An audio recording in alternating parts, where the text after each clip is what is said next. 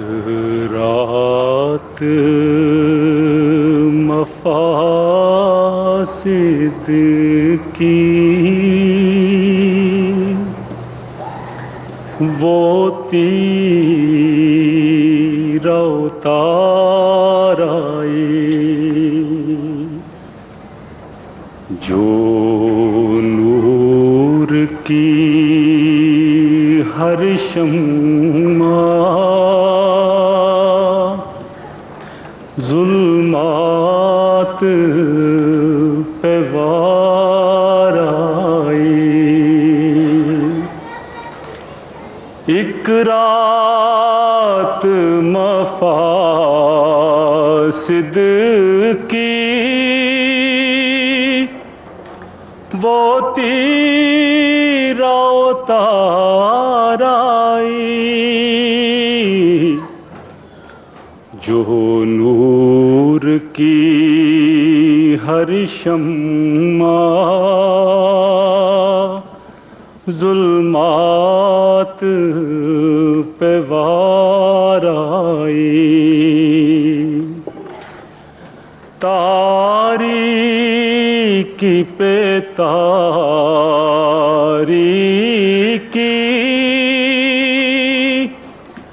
اندھیروں پہ اندھیرے ابلیس نے کی اپنے لشکر کی سفار آئی۔ طوفان مفاسد میں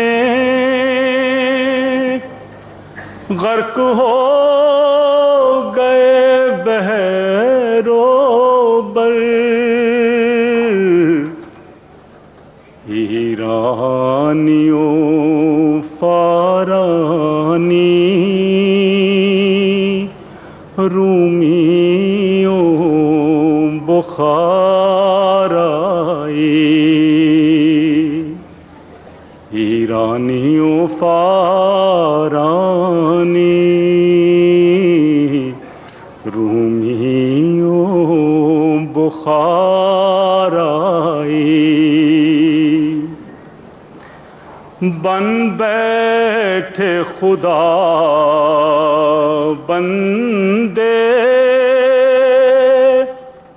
دیکھا نہ مقام اس کا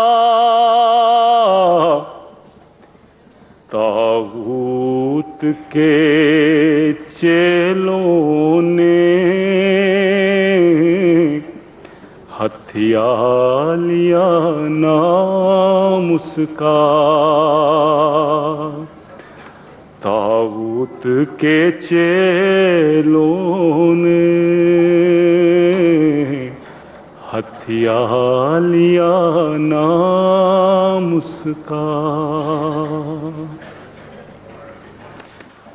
تب عرش معلا سے ایک نور کا تخت اترا۔ تب عرش معلا سے ایک نور کا تخت اترا۔ ایک فوج فرشتوں کی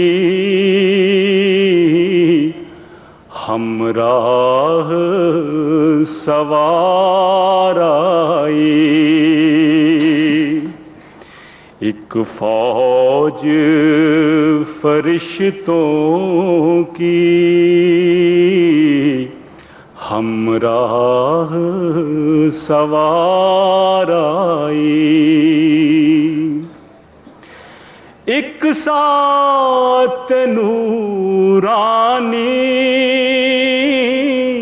خورشید سے روشن تر پہلو میں لیے جلوے بے حد و شمار آئی، کافور ہوا باطل سب ظلم ہوئے زائل،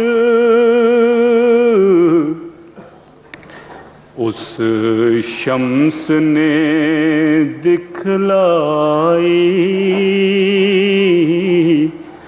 جب شان خدا آئی، اس شمس نے دکھلائی جب شان خدا آئی، ابلیس ہوا غارت چوپٹ ہوا کام اس کا، ابلیس ہوا غارت چوپٹ ہوا کام اس کا، توحید کی یورش نے در چھوڑا نہ بام اس کا، توحید کی یورش نے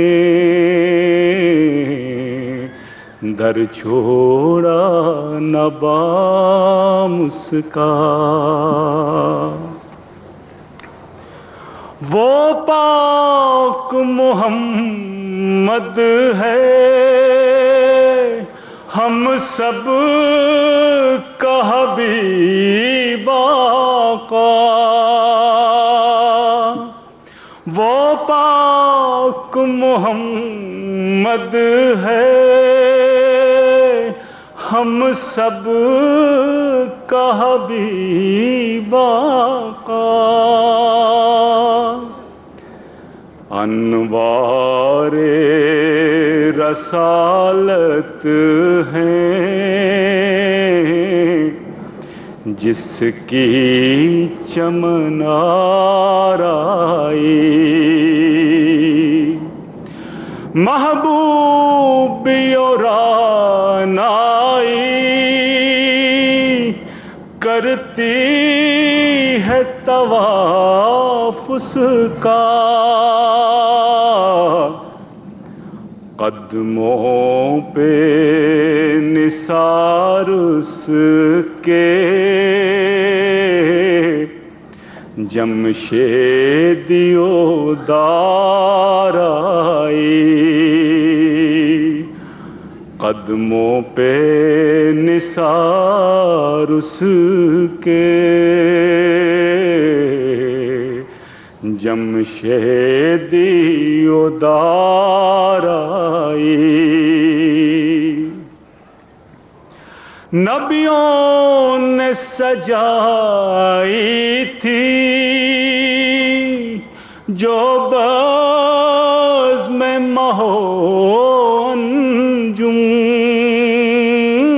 نبیوں نے سجائی تھی جو بزم مہو انجم، واللہ اسی کی تھی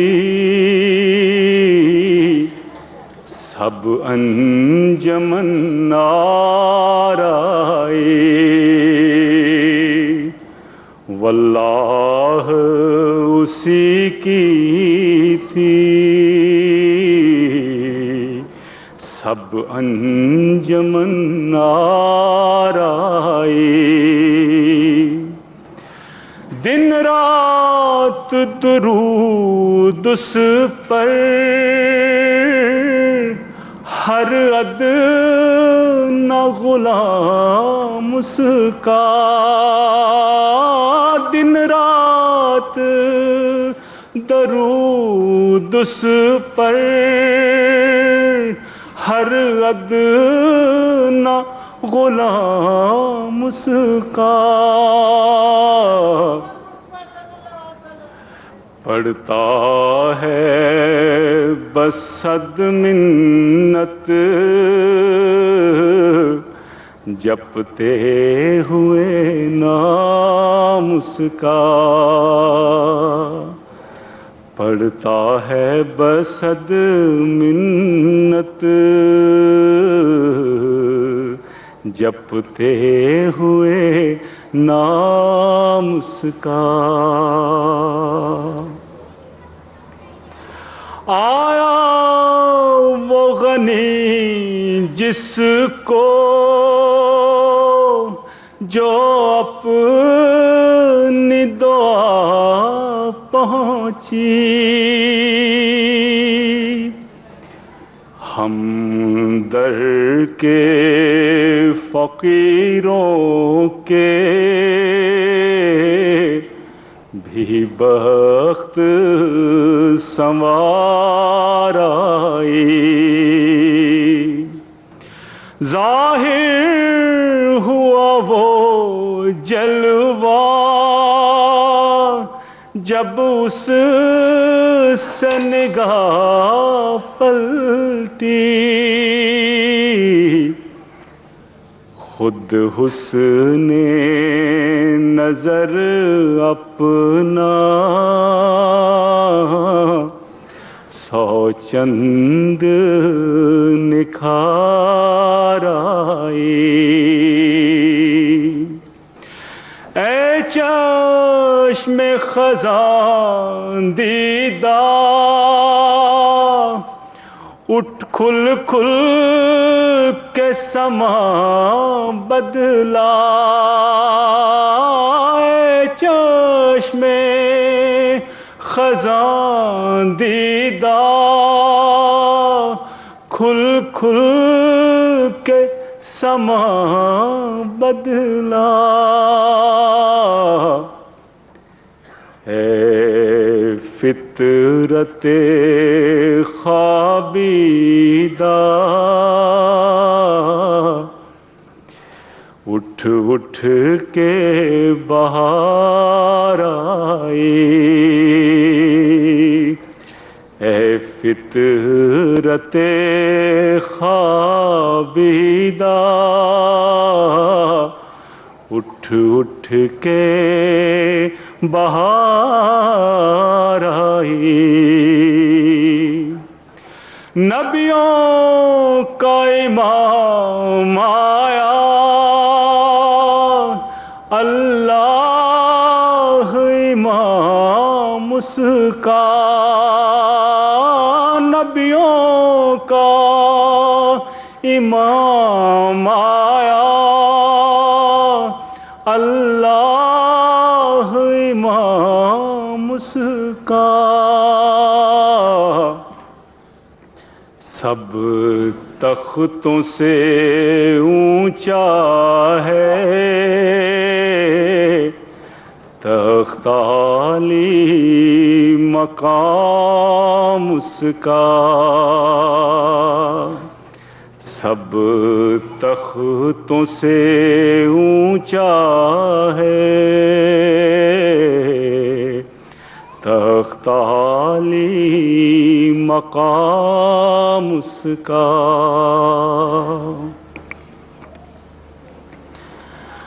اللہ کے آئینہ خانے سے شریعت کی نکلی وہ دلہن کر کے جو 16 سنگھار آئی،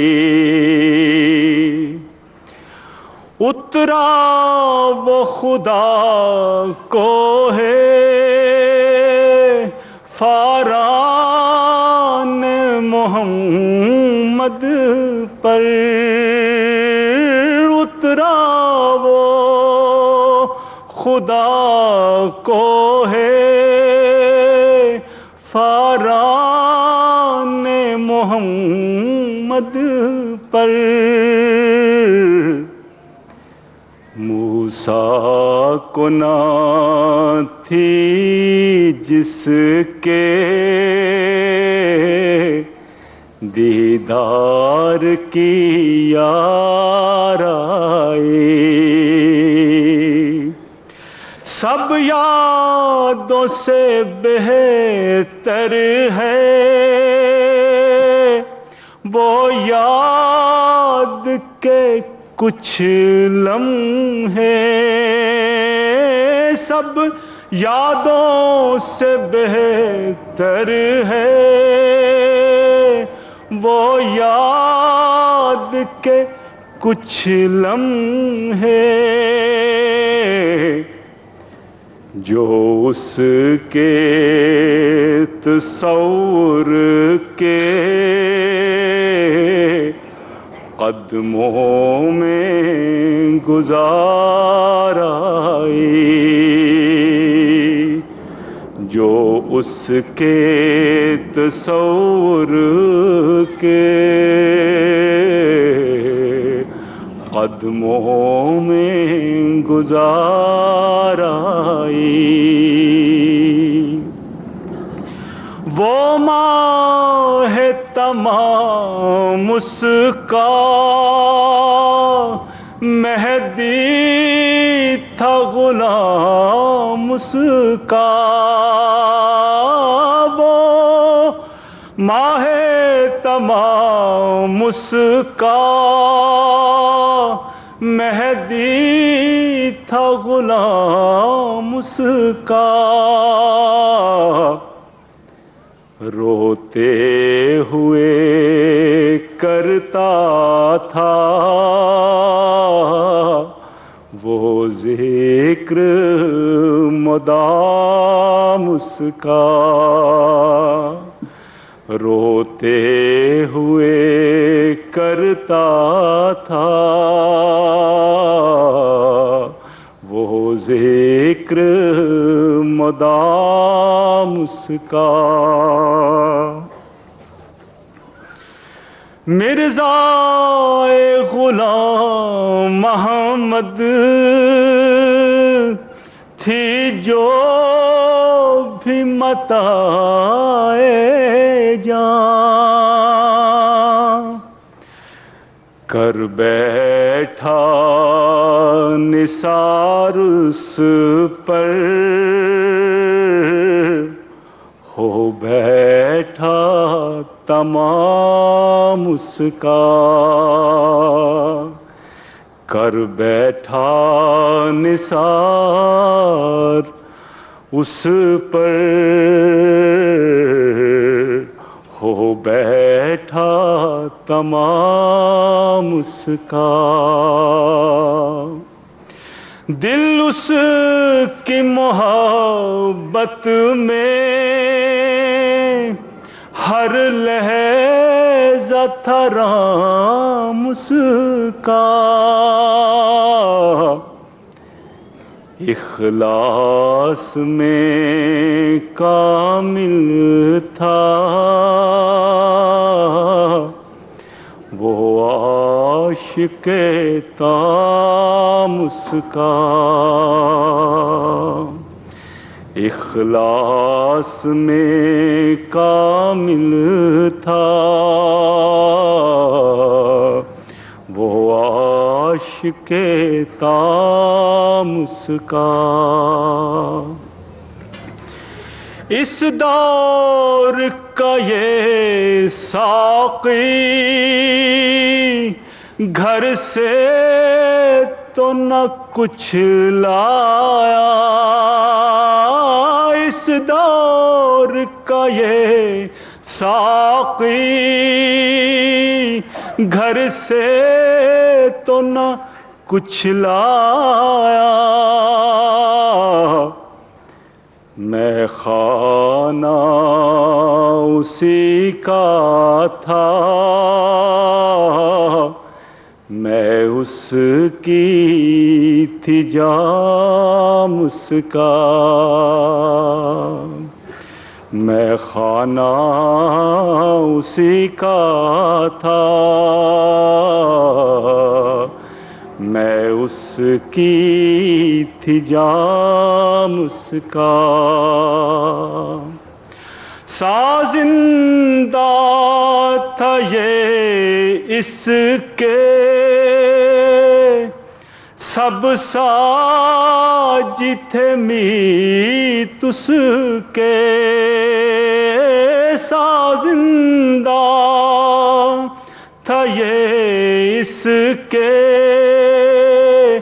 سب ساج تھے میت اس کے، دھن اس کی تھی گیت اس کے، لب اس کے پیام اس کا، دھن اس کی تھی گیت اس کے، لب اس کے پیام اس کا،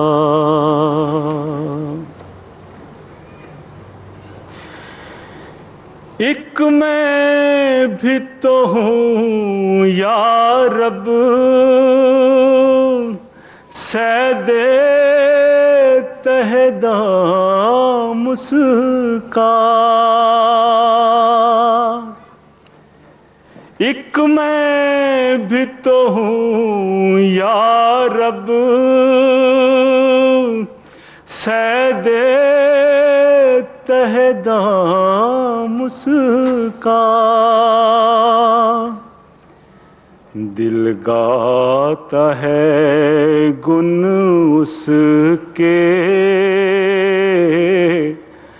لب جپتے ہیں نام اس کا، آنکھوں کو بھی دکھلا دے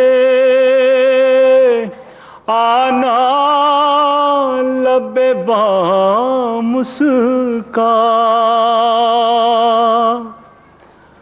کانوں میں بھی رس گھولے ہر گام خرام اس کا،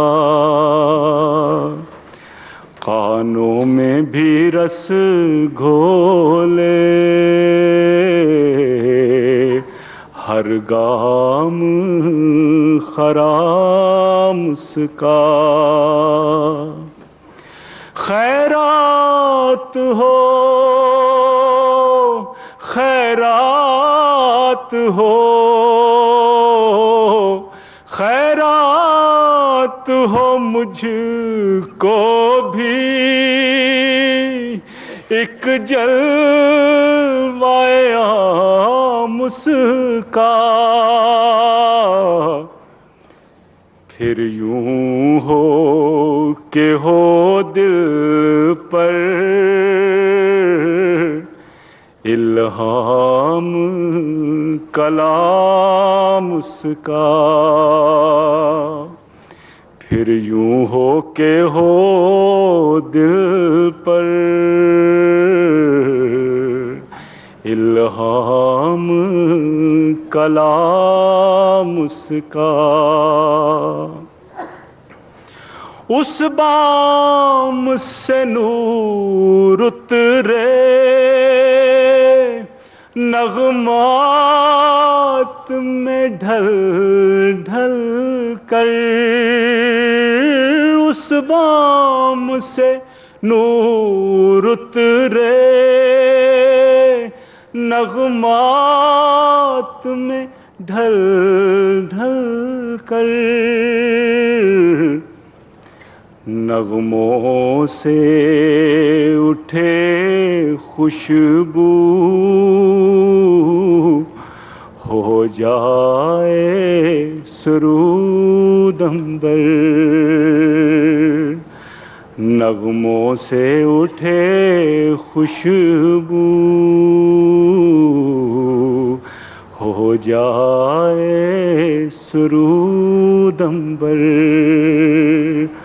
ہو جائے سرود عنبر، ہو جائے سرود عنبر۔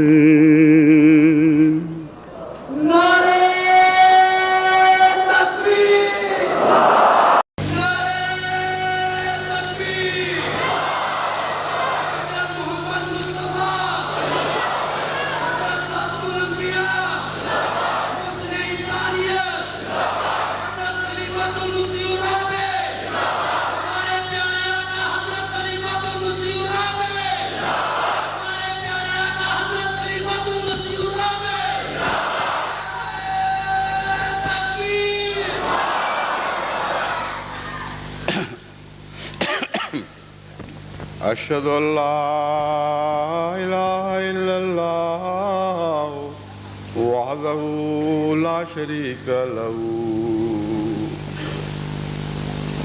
أشهد أن لا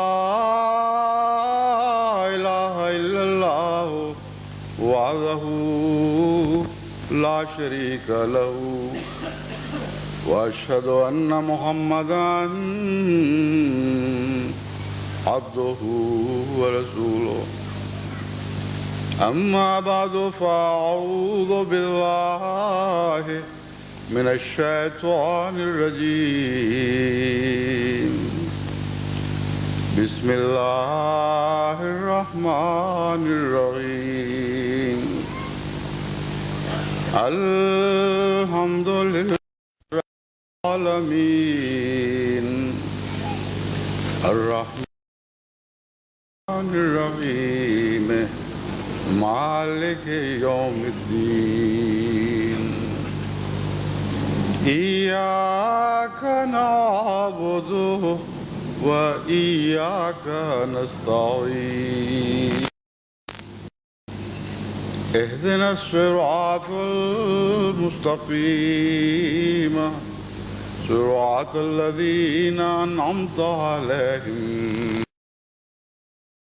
غير المغضوب عليهم ولا الضالين،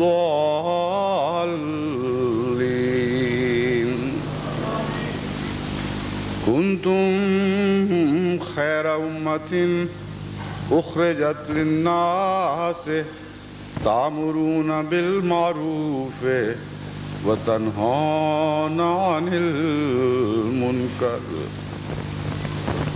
تأمرون بالمعروف وتنهون عن المنكر وتؤمنون بالله، ولو آمن أهل الكتاب لكان خيرا لهم، منهم المؤمنون وأكثرهم فاسقون۔ سورہ آل عمران آیت 111۔ پیشتر اس سے کہ میں توحید کے سلسلے میں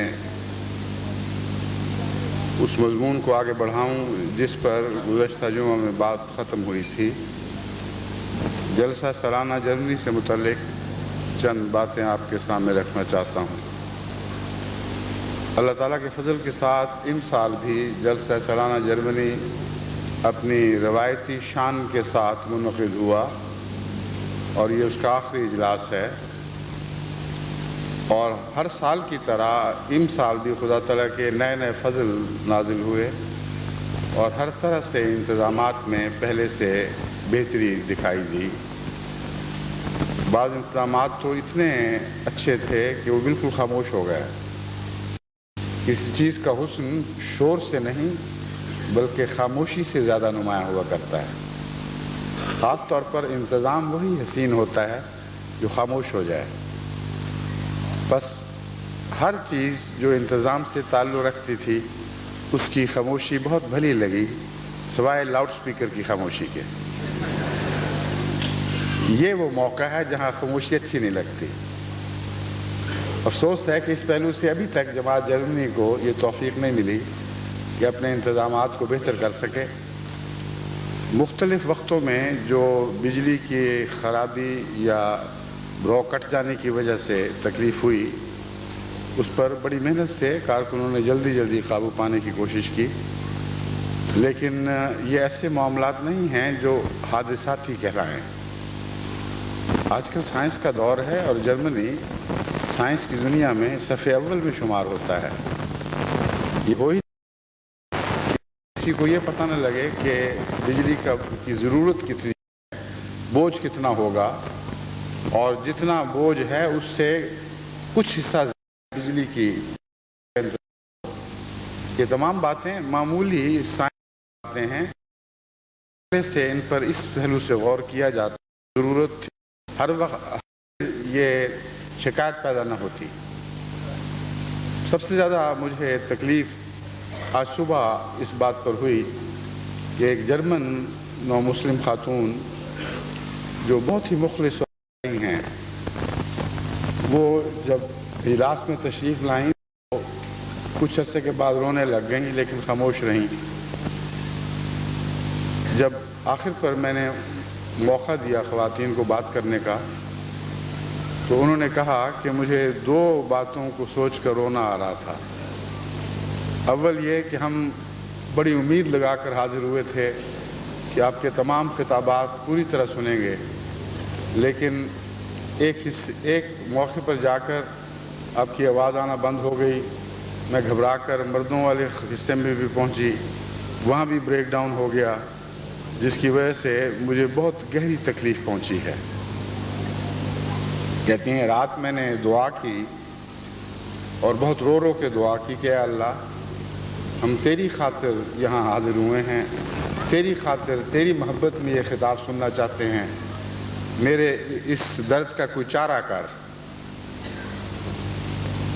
کہتی ہیں مجھے رات رویا میں دکھایا گیا کہ ایک بڑی میز ہے، اس کے گرد کچھ خواتین بیٹھی ہیں، میں بھی بیٹھی ہوئی ہوں اور آپ ہمارے سامنے بیٹھے ہوئے ہیں، اور قریب سے مجھے آپ کی باتیں براہ راست سننے کا موقع مل رہا ہے۔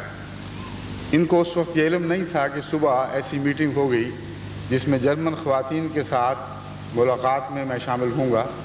چنانچہ اسی طرح ایک بڑی میز کے گرد وہ خواتین بیٹھی ہوئی تھیں اور میں ان سے براہ راست خطاب کر رہا تھا۔ اس پر جذبہ تشکر سے کہ خدا تعالیٰ کی کیسی شان ہے، کس طرح وہ اپنے مخلصین کی دعائیں سنتا اور انہیں قبول فرماتا اور پہلے سے خبر دے دیتا ہے، خاص طور پر اس جذبے سے مغلوب ہو کر وہ رو رہی تھی۔ کہتی تھی یہ شکوے کے آنسو نہیں، یہ شکر کے آنسو ہیں۔ اس طرح اللہ تعالیٰ نے میرے درد کی آواز کو سنا اور اسے قبول فرمایا۔ تو یہ تو اللہ تعالیٰ کا احسان ہے، مگر جہاں تک انسانی کوشش کا تعلق ہے وہ ضرور مکمل ہونی چاہیے، اور دعا کے ذریعے اپنی خامیوں کو پر پردے ڈالنے کی بھی کوشش کرنی چاہیے اور خامیوں کو دور کرنے کی بھی کوشش کرنی چاہیے۔ بہرحال امسال ہر پہلو سے جلسہ سالانہ کا انتظام بہت ہی عمدہ رہا، اور میں تمام کارکنوں کو مبارکباد پیش کرتا ہوں، خصوصاً افسر صاحب جلسہ کو، جنہوں نے اور بہت سی اچھی باتوں کے علاوہ خواتین کے لیے اس دفعہ کھلی جگہ کا انتظام کیا ہے، اور کار پارکنگ کا بھی بہت عمدہ انتظام تھا۔ کبھی آج تک ایسا اچھا انتظام نہیں ہوا، اور خواتین بھی دعائیں دیتی ہیں کہ پہلے تو ہمیں مرغی کے دڑبوں کی طرح اکٹھا تنگ جگہوں میں داخل کر دیا جاتا تھا، اب کھلی جگہ میں ہم پھر رہی ہیں بڑے آرام سے اور سکون سے، جلسہ بھی سکون سے سن رہی ہیں۔ بس اللہ تعالیٰ سب منتظمین کو جزائے خیر عطا فرمائے، اور یہ جلسہ سب اہل جرمنی کے لیے مبارک فرمائے، اور امیر صاحب خصوصیت سے دعا اور شکریہ کے مستحق ہیں، کیونکہ ان کی شخصیت ایسی ہے جو پیچھے رہ کر بڑی محنت کے ساتھ اور خاموشی کے ساتھ اور بڑے پیار کے ساتھ اور بڑی گہری نظر کے ساتھ تمام انتظامات کا جائزہ لیتی رہتی ہے، اور وقتاً فوقتاً حامیوں کی طرف متوجہ کرتی رہتی ہے۔ اس لیے دراصل وہ خاموشی جو اس سارے نظام کے پیچھے کار فرما ہے، جس نظام کو ایسا اچھا بنایا کہ یہ مشین چلتے ہوئے خاموش دکھائی دیتی تھی، اس میں امیر صاحب کی خاموش دعا گو طبیعت کا بھی دخل ہے۔ اللہ تعالیٰ انہیں بہترین جزا دے اور لمبی صحت و عافیت والی کامیاب بامراد زندگی عطا کرے، اور ان کی سرکردگی میں ہمیشہ جماعت جرمنی دن دونی رات چوگنی ترقی کرتی رہے۔ ترقی کے سلسلے میں یہ اعداد و شمار آپ کے سامنے رکھتا ہوں کہ گزشتہ سال 1992 میں 14,288 احباب نے یعنی حاضر ہونے والوں نے رجسٹریشن کروائی تھی، اور امیر صاحب جرمنی بہت خوش تھے۔ الحمدللہ اب 15 کے لگ بھگ ہماری تعداد پہنچ گئی ہے جو جلسے میں حاضر ہوئے ہیں۔ ان سال خدا کے فضل سے رجسٹر ہونے والوں کی تعداد 18,400 پہ پہنچ گئی ہے۔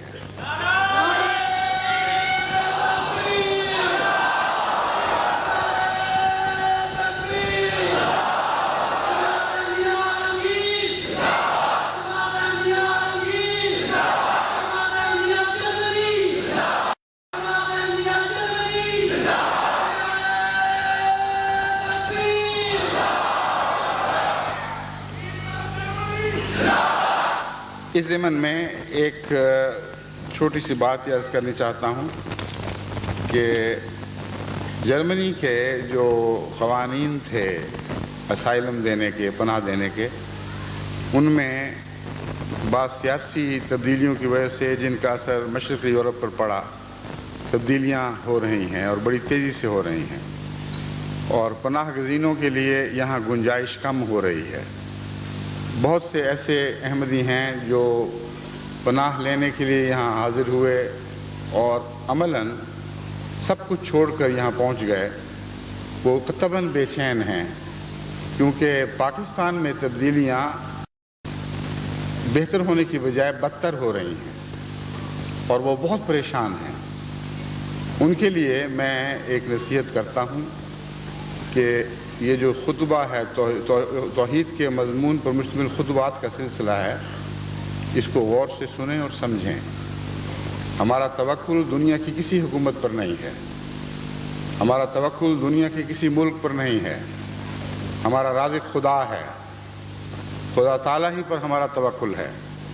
اس لیے ایسی بے چینی کا اظہار نہ کریں جو شرک بن جائے اور گویا خدا کی بجائے آپ کا مدار جرمنی حکومت پر یا یورپ کی کسی حکومت پر تھا۔ ہم ممنون احسان ہیں، کیونکہ حضرت محمد رسول اللہ صلی اللہ علیہ وآلہ وسلم نے یہی تعلیم دی ہے، اور فرمایا کہ جو بندوں کا احسان مند نہیں ہوتا وہ خدا کا بھی احسان مند نہیں ہوتا۔ اس لیے ہمارے جذبہ احسان و تشکر میں کوئی کمی نہیں آئے گی۔ اگر وہ مجبور ہیں اور ہماری بیچارگی کا کوئی چارہ نہیں کر سکتے تو ہمارا شکوہ نہیں ہے، ہمارا رونا اور ہماری التجائیں خدا ہی کے حضور ہیں، اور خدا ہی پر ہمارا توکل ہے۔ اس لیے ہرگز اپنی بے چینی کو شرک کے کناروں تک نہ پہنچنے دیں، ان کی باغیں تھام لیں اور اپنی دعاؤں میں خدا سے یہ عرض کریں کہ اے خدا، تو پاکستان کا بھی خدا ہے اور جرمنی کا بھی ہے اور امریکہ کا بھی ہے اور ایشیا کا بھی ہے، اور ساری دنیا تیری مالکیت کے تابع ہے۔ بس ہم جہاں بھی ہوں ہم پر تیری رحمت کا سایہ رہے، ہم تجھ سے یہ مانگتے ہیں، اور ہمیں کسی حالت میں بھی اپنی رحمت سے خالی نہ چھوڑنا۔ اگر آپ یہ دعا کریں گے تو اللہ کی تقدیر جو بھی آپ کے حق میں بہتر ہے وہی کرے گی۔ اس کے بعد وحدانیت سے، توحید سے وفا کا تقاضا یہ ہے کہ پھر جو بھی فیصلہ ہو خوشی سے قبول کریں، ہرگز رونا دھونا نہیں، ہرگز بے چینی کا اظہار نہیں کرنا۔ الحمدللہ کہتے ہوئے اگر آپ کو واپس وطن پہ لوٹنا پڑے تو واپس وطن پہ لوٹیں، کیا پتہ کہ آپ کے ساتھ اس وطن کی تقدیر بدل جائے۔ کون کہہ سکتا ہے کہ یہ حالات اسی طرح جاری رہیں گے؟ بس ہمارا توکل خدا واحد و یگانہ پر ہے اور ہرگز کسی اور محسن پر نہیں، کسی اور حکومت پر نہیں ہے۔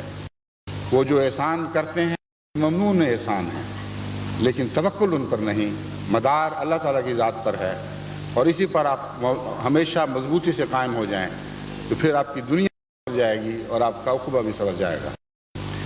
اس ضمن میں ایک اور بات یہ کہنی چاہتا ہوں کہ یہ خیال تو آپ کے دل میں گزر سکتا ہے کہ آئندہ جلسوں میں تعداد کم ہو جائے گی، کیونکہ بھاری تعداد یہاں کی پاکستان سے آئے ہوئے پناہ گزینوں کی ہے۔ اگر حکومت نے بڑے پیمانے پر ان لوگوں کو واپس بھجوانا شروع کیا جن کی درخواستیں ابھی منظور نہیں ہوئیں، تو وہ ہماری یہاں کی رونق پر اثر انداز، یہ فیصلہ ہماری رونق پر اثر انداز ہو جائے گا۔ میں ان سے کہتا ہوں کہ یہ بھی توکل کے خلاف ہے، یہ بھی توحید کے خلاف ہے۔ رونق عطا کرنا بھی آسمان کا کام ہے، اس لیے آپ یہ فیصلہ کر لیں کہ اگر آپ میں سے ایک آدمی کو بھجوایا جائے گا، آپ یہاں 10 کو مسلمان احمدی بنا لیں گے، تاکہ ہر خلا کے مقابل پر 10 گنا آبادی ان خلاؤں کو بھرنے کے لیے حاضر ہو جائے۔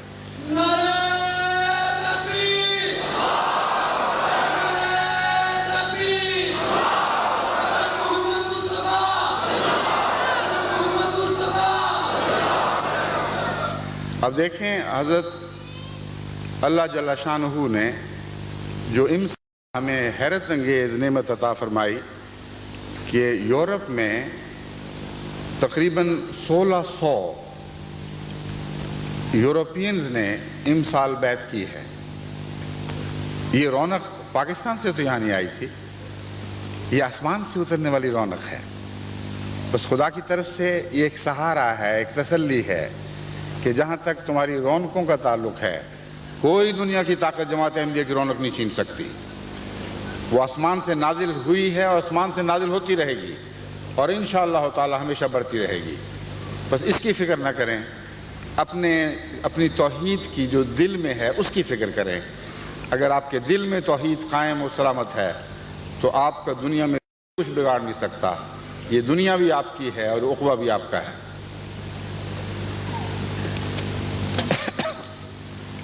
اب میں توحیدی کے سلسلے میں جو بات پیش کر رہا تھا اس کا حصہ آپ کے سامنے رکھتا ہوں۔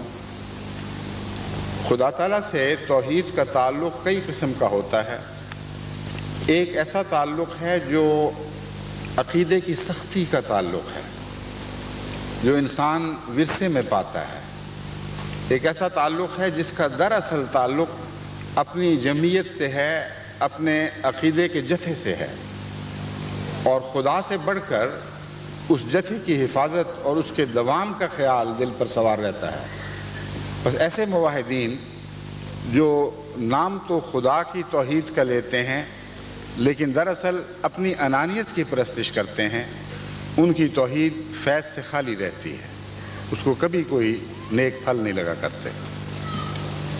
پھر خدا سے توحید کا ایسا تعلق جو خشک ذہنی تعلق ہو اور دل کا تعلق اس میں شامل نہ ہو، وہ توحید بھی بے ثمر رہتی ہے، مواحد کے لیے بھی اور بنی نوع انسان کے لیے بھی۔ کیونکہ خدا سے اگر ایسا رسمی تعلق ہو تو خدا کے بندوں سے بھی وہی رسمی تعلق ہی ہوگا، کیونکہ جو مضمون ہمیں قرآن نے سکھایا اور حضرت اقدس محمد مصطفیٰ صلی اللہ علیہ وآلہ وسلم کے اس میں ہم نے دیکھا، وہ یہی ہے کہ خدا سے جو تعلق ہے وہی منعکس ہو کر مخلوق سے تعلق میں تبدیل ہو جاتا ہے۔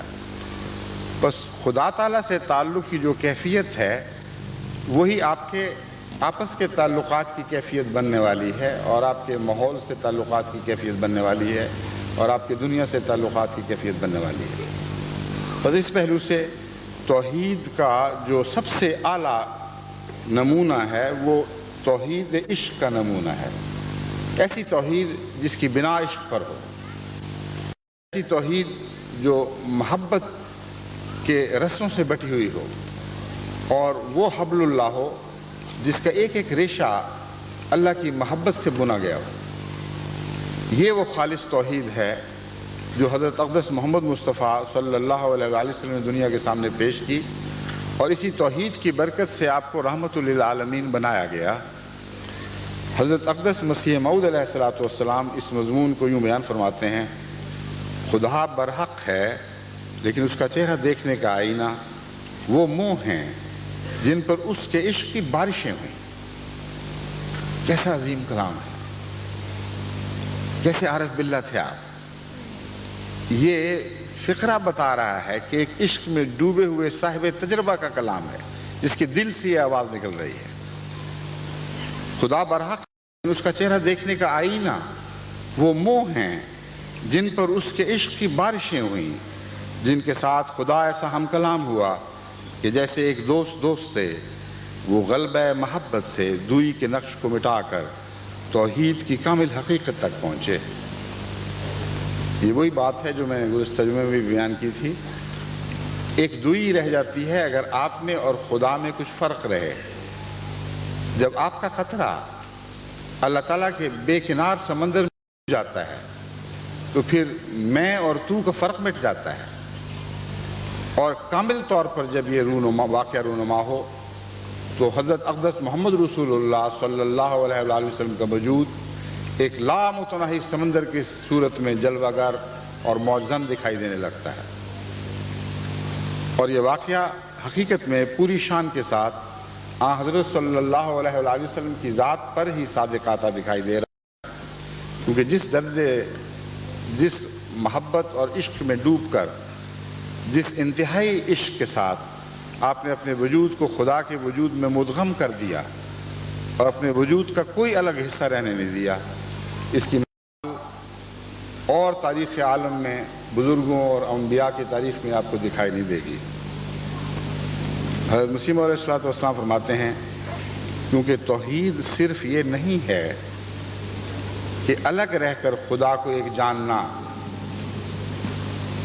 توحید صرف یہ نہیں ہے کہ الگ رہ کر خدا کو ایک جاننا، مطلب ہے خدا کی وحدانیت میں اپنے وجود کو کھو دینا، اس سے الگ نہ رہنا۔ یہ توحید کامل ہے کہ جو کچھ تھا وہ گویا خدا بنتا چلا جائے، ان معنوں میں کہ عجز اور انکساری کی انتہا کے ساتھ اپنے وجود کو مٹا کر غیریت اور فاصلوں کو یکسر ملیا میٹ کر دیا جائے، ختم کر دیا جائے اور واپس لوٹ جائیں۔ یہی وہ مضمون ہے جو ہمیں انا للہ و انا الیہ راجعون نے سکھایا ہے۔ گویا ایک طویل سفر پر ہم خدا کی تخلیق کی صورت میں روانہ ہوئے، یہاں تک کہ باشعور طور پر جب ہم نے خدا کی توحید کا مضمون سمجھا اور خدا کی وجہ کے عاشق ہو گئے تو بڑے جوش اور ولولے اور جذبے کے ساتھ ہجر کے شکوے کرتے ہوئے، روتے ہوئے خدا کی طرف لوٹے اور خدا کی طرف لپکے، یہاں تک کہ خدا کی ذات میں اس کی جھولی میں آ بیٹھے۔ جیسے حضرت مسیح موعود علیہ السلام فرماتے ہیں ابتدا سے تیرے ہی سایہ میں میرے دن کٹے، گود میں تیری رہا میں مثل شیر خار۔ تو جب یہ دوریاں مٹ جائیں اور خدا کی طرف کامل طور پر رجوع ہو جائے، انسان دنیا کے سفر سے تھک کر یا ماندہ ہو کر یا عدم اطمینان کے باعث یا دوسری صورت میں اللہ تعالیٰ کی محبت کے شعلے کے نتیجے میں ایسا عاشق بن کر خدا کی طرف دوڑ کر واپس کہ اس کے لیے اور کوئی پناہ نہ رہے، یہ توحید کامل ہے، اور یہی ہر انسان کی توحید کا اختتام ہوتا ہے۔ حضرت مسیح موعود علیہ السلام فرماتے ہیں الگ رہ کر خدا کو ایک جاننا یہ تو توحید نہیں، اس توحید کا تو شیطان بھی قائل ہے۔ دیکھیں کیسی اعلیٰ بات ہے، کیسی ٹھوس حقیقت بیان فرما رہے ہیں۔ شیطان نے خدا کی توحید کا انکار نہیں کیا تھا، اس نے یہ کہا تھا کہ یہ بندہ جس کو تو نے پیدا کی ہے مٹی سے، میں اس سے افضل ہوں۔ اس بات میں ایک جہالت چھپی ہوئی ہے، اس میں شک نہیں، لیکن شیطان نے خدا تعالیٰ کی توحید کا انکار نہیں کیا، لیکن خدا سے الگ رہ کر توحید کا قائل ہوا، خدا میں مدغم ہو کر اس کی ذات میں جذب ہو کر توحید کا قائل نہیں ہوا۔ تو فرمایا ایسی توحید ماننے والے تو شیطان بھی بن سکتے ہیں، کوئی ضمانت نہیں ہے کہ وہ شیطان نہیں بن سکیں گے، کیونکہ سب سے پہلا عبرتناک واقعہ جو کائنات میں ظہور پذیر ہوا وہ ایک ایسے مواحد کا عبرتناک واقعہ تھا جو مواحد ہونے کے باوجود خدا سے دور رہا اور خدا کی ذات میں مدغم نہ ہو سکا۔ اس توحید کا تو شیطان بھی قائل ہے، بلکہ ساتھ اس کے یہ بھی ضروری ہے کہ عملی رنگ میں یعنی محبت کے کامل جوش سے اپنی ہستی کو محو کر کے خدا کی وحدت کو اپنے پر وارد کر لینا، یہی کامل توحید ہے جو مدار نجات ہے، جس کو اہل اللہ پاتے ہیں۔ بس یہ کہنا بے جا نہ ہوگا کہ خدا ان میں اترتا ہے۔ جب اپنے وجود کو غیر سے خالی کر لیتے ہیں تو خدا ان میں اترتا ہے، کیونکہ خلا اپنے تئیں بالطبع پر کرنا چاہتا ہے۔ یہ وہ نظریہ ہے جو سب سائنسدان سمجھتے ہیں کہ حقیقی خلا ہو ہی نہیں سکتا۔ جب خلا پیدا ہوگا ارد گرد سے کچھ نہ کچھ ضرور اس خلا کو پر کرنے کے لیے پہنچے گا، اور حقیقی خلا پیدا کرنا ناممکن ہے۔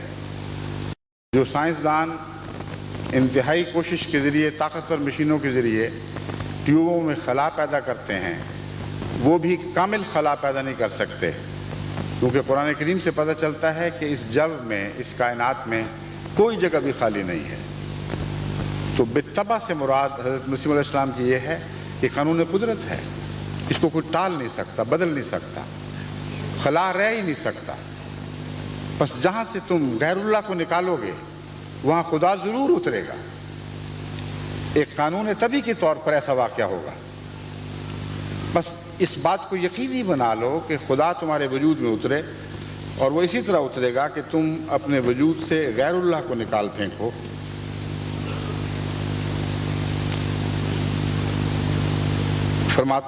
فرماتے ہیں لیکن وہ اترنا جسمانی طور سے نہیں ہے، بلکہ اس طور سے ہے جو کیف اور کم سے بلند تر ہے۔ غرض خدا کی خاص تجلی سے حقیقی راست بازوں میں وہ برکتیں پیدا ہو جاتی ہیں جو خدا میں ہیں۔ یعنی جب غیر اللہ کو نکالتے ہیں اور اللہ اترتا ہے تو معنی یہ ہے کہ خدا کی صفات جلوہ گر ہونے لگتی ہیں، اور انسان کی ذات میں اللہ تعالیٰ کی طاقتیں رونما ہونے لگتی ہیں، اور ایسا صاحب بے نشان نہیں رہتا، وہ ایک زندہ معجزہ بن جاتا ہے۔ ان کی زندگی معجزانہ زندگی ہو جاتی ہے۔ یہی فقرہ حضرت مسیح علیہ السلام بعد میں لکھ رہے ہیں۔ وہ بدلائے جاتے ہیں اور ان کا وجود ایک نیا وجود ہو جاتا ہے جس کو دنیا دیکھ نہیں سکتی، پر سعید لوگ اس کے آثار کو دیکھتے ہیں۔ وہ کون سی دنیا ہے جو خدائی معجز نما لوگوں کو نہیں دیکھ سکتی، جو خدا کو بھی نہیں دیکھ سکتی؟ بس وہ دنیا جن کی آنکھیں خدا کو دیکھنے سے آری رہیں، وہ خدا کے ان بندوں کو بھی دیکھ نہیں سکتی اور پہچان نہیں سکتی جن میں خدا اترتا ہے۔ مگر جو خدا سے آشنا آنکھیں ہیں، جو خدا کی کسی نہ کسی صفت کو سمجھنے اور دیکھنے کی قدرت رکھتی ہیں، یعنی اللہ تعالیٰ کی عنایت کے طور پر، وہ لوگ ان لوگوں کو جانتے ہیں اور پہچانتے ہیں۔ پھر حضرت مسیح موعود علیہ السلام فرماتے ہیں، میں ان نشانوں کو شمار نہیں کر سکتا جو مجھے معلوم ہیں، مگر دنیا انہیں نہیں دیکھتی۔ لیکن اے میرے خدا، میں تجھے پہچانتا ہوں کہ تو ہی میرا خدا ہے۔ یہ ہے عشق کی ایک گہری پکار جو دل سے اٹھتی ہے، ایک چیخ کی طرح اٹھتی ہے۔ لیکن اے میرے خدا، میں تجھے پہچانتا ہوں کہ تو ہی میرا خدا ہے، اور میری روح تیرے نام سے ایسی اچھلتی ہے جیسے کہ ایک شیرخوار بچہ ماں کے دیکھنے سے اچھلتا ہے۔ یہ ہے تعلق توحید جو محبت کے سرچشمے سے پھوٹتا ہے۔ میری روح تیرے نام سے ایسی اچھلتی ہے جیسے کہ ایک شیرخوار بچہ ماں کے دیکھنے سے اچھلتا ہے، لیکن اکثر لوگوں نے مجھے نہیں پہچانا اور نہ قبول کیا۔ پھر فرماتے ہیں، دیکھ میری روح نہایت توکل کے ساتھ تیری طرف ایسی پرواز کر رہی ہے جیسا کہ ایک پرندہ اپنے آشیانے کی طرف آتا ہے۔ یعنی خدا تعالیٰ سے جو تخلیق کا سفر شروع ہوا ہے، اس کے بعد واپس اپنے گھر لوٹنے کا جو تصویر ہے، وہ حضرت مسیح موعود علیہ السلام اس طرف کھینچ رہے ہیں جیسے ایک پرندہ اپنے آشیانے کی طرف آتا ہے۔ تو میں تیری قدرت کے نشان کا خواہش مند ہوں، لیکن نہ اپنے لیے اور نہ اپنی ذات کے لیے، بلکہ اس لیے کہ لوگ تجھے پہچانیں اور تیری پاک راہوں کو اختیار کریں۔ تریاق قلوب جلد 15 صفحہ 511۔ حضرت اقدس مسیح موعود علیہ السلام کے ایسے اقتباسات جن میں توحید اور عشق کا تعلق ذاتی تجارب سے بیان ہوا ہے بہت ہیں، لیکن وقت کی مناسبت سے میں نے یہ 2-3 اقتباس چنے۔ اب ایک فارسی کلام میں حضرت مسیح موعود علیہ السلام نے جو اس مضمون کو پیش فرمایا ہے وہ میں آپ کے سامنے نمونہ رکھتا ہوں۔ فرماتے ہیں، اے محبت عجب آثار نمایاں کر دی، زخم و مرہم برہے یار تو یکساں کر دی۔ اے محبت تو عجیب چیز ہے، تو نے عجیب آثار ظاہر کیے ہیں کہ یار کے رستے میں زخم اور مرہم کو برابر کر دیا ہے۔ جیسا مرہم سے مزہ آتا ہے ویسے ہی زخموں سے بھی مزہ آنے لگ گیا ہے۔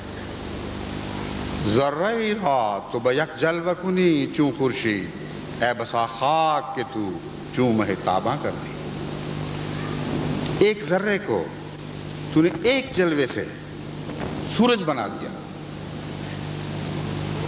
اور کیسی ایسی کتنی ہی وہ خاک ہوگی، کیسی وہ خاک ہوگی کہ تو چوں مہ تاباں کر دی، جسے تو نے چمکتے ہوئے چاند کی طرح بنا دیا۔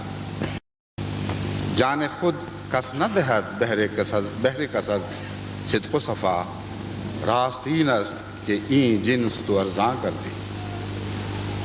جان خود کس نہ دہد بہر کسز صدق و صفا، اپنی جان کوئی کسی کے سامنے کامل صدق اور صفا سے پیش نہیں کیا کرتا، جان سب کو پیاری ہوتی ہے۔ راستین است، لیکن اے محبت سچی بات یہ ہے کہ این جنس تو ارزاں کر دی، تو نے جان کی جنس کو ارزاں کر دیا ہے۔ عاشق جان لیے پھرتے ہیں فدا کرنے کے لیے، اور یہ مضمون ایسا ہے جو ساری دنیا میں یکساں اطلاق پاتا ہے۔ جنس تو ارزاں کر دی کا مطلب یہ ہے کہ ایک دنیاوی عاشق بھی اپنے دنیاوی محبوب کے لیے اسی طرح جان لیے پھرتا ہے کہ کسی طرح اس پر نچھاور کر دوں، اور ایک روحانی عاشق کا بھی یہی حال ہو جاتا ہے۔ بس یہ جنس ارزاں ہو گئی ہے، یعنی محبت نے اس کو ارزاں کر دیا۔ تا نہ دیوانہ شدم ہوش نہ آمد بے سرم، جب تک میں دیوانہ نہیں ہوا میرے سر میں ہوش نہیں آئی۔ تا نہ دیوانے شدم ہوش نہ آمد بے سرم، اے جنون گردے تو گردم کچے حصہ کر دے۔ اے جنون میں تیرے گرد طواف کروں، تو نے کتنا احسان کر دیا ہے کہ میرے سر کو جنون سے بھر کر، پاگل پن سے بھر کر وہ خرد عطا کر دی ہے جو عرفان کی عقل ہے، جو حقیقت کو دیکھنے لگی ہے۔ بس جب تک میں محبت میں دیوانہ نہیں ہوا مجھے ہوش نہیں آئی تھی۔ اے عشق میں تجھ پر فدا، میں تجھ پر نثار، تیرے گرد طواف کرتا رہوں کہ تو نے مجھ پر یہ احسان کیا کہ دیوانہ بنا کر ہوش مند بنا دیا۔ آ مسیحا کے برخاک مقامش گویند، لطف کر دی کہ عظیم خاک نمایاں کر دی۔ آ مسیحا، وہ مسیحا کہ جس کا مقام آسمان پر بیان کیا جاتا تھا، لطف کر دی کہ عظیم خاک نمایاں کر دی۔ تو نے کتنا لطف کیا ہے، کتنا لطف احسان کیا ہے، اسی خاک سے نمایاں کر دیا۔ یہ بہت ہی گہرا مضمون ہے۔ محبت نے کیسے آسمان کے مسیح کو خاک سے نکال دیا ہے؟ مراد یہ ہے کہ میں محبت کے نتیجے میں مسیح بنایا گیا ہوں۔ اگر مجھے اللہ سے خالص اور پاک محبت نہ ہوتی اور حضرت اقدس محمد رسول اللہ صلی اللہ علیہ وآلہ وسلم سے خالص اور پاک محبت نہ ہوتی تو میں کسی مقام کے لائق نہیں تھا۔ مجھے زمین سے اٹھا کر آسمان پر پہنچا دیا۔ بس ایک وہ دیوانگی جو مسیح آسمان سے واپس لانے کی منتظر سے نہیں اترے گا۔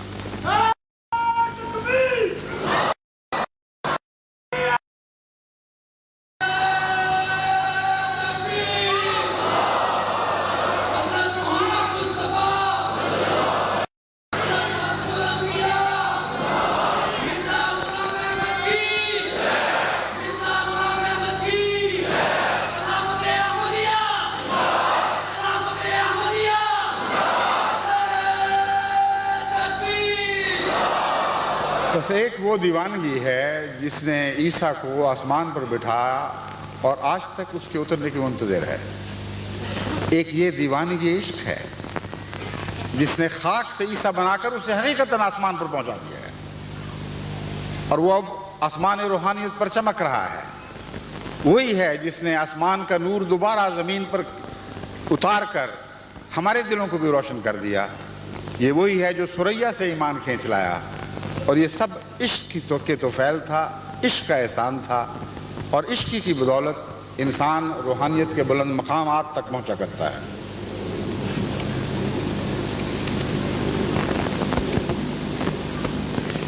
پھر اردو کلام میں حضرت اقدس مسیح موعود علیہ السلام فرماتے ہیں، خدا کے حضور عرض کرتے ہیں، نقش ہستی تیری الفت سے مٹایا ہم نے، اپنا ہر ذرہ تیری راہ میں اڑایا ہم نے۔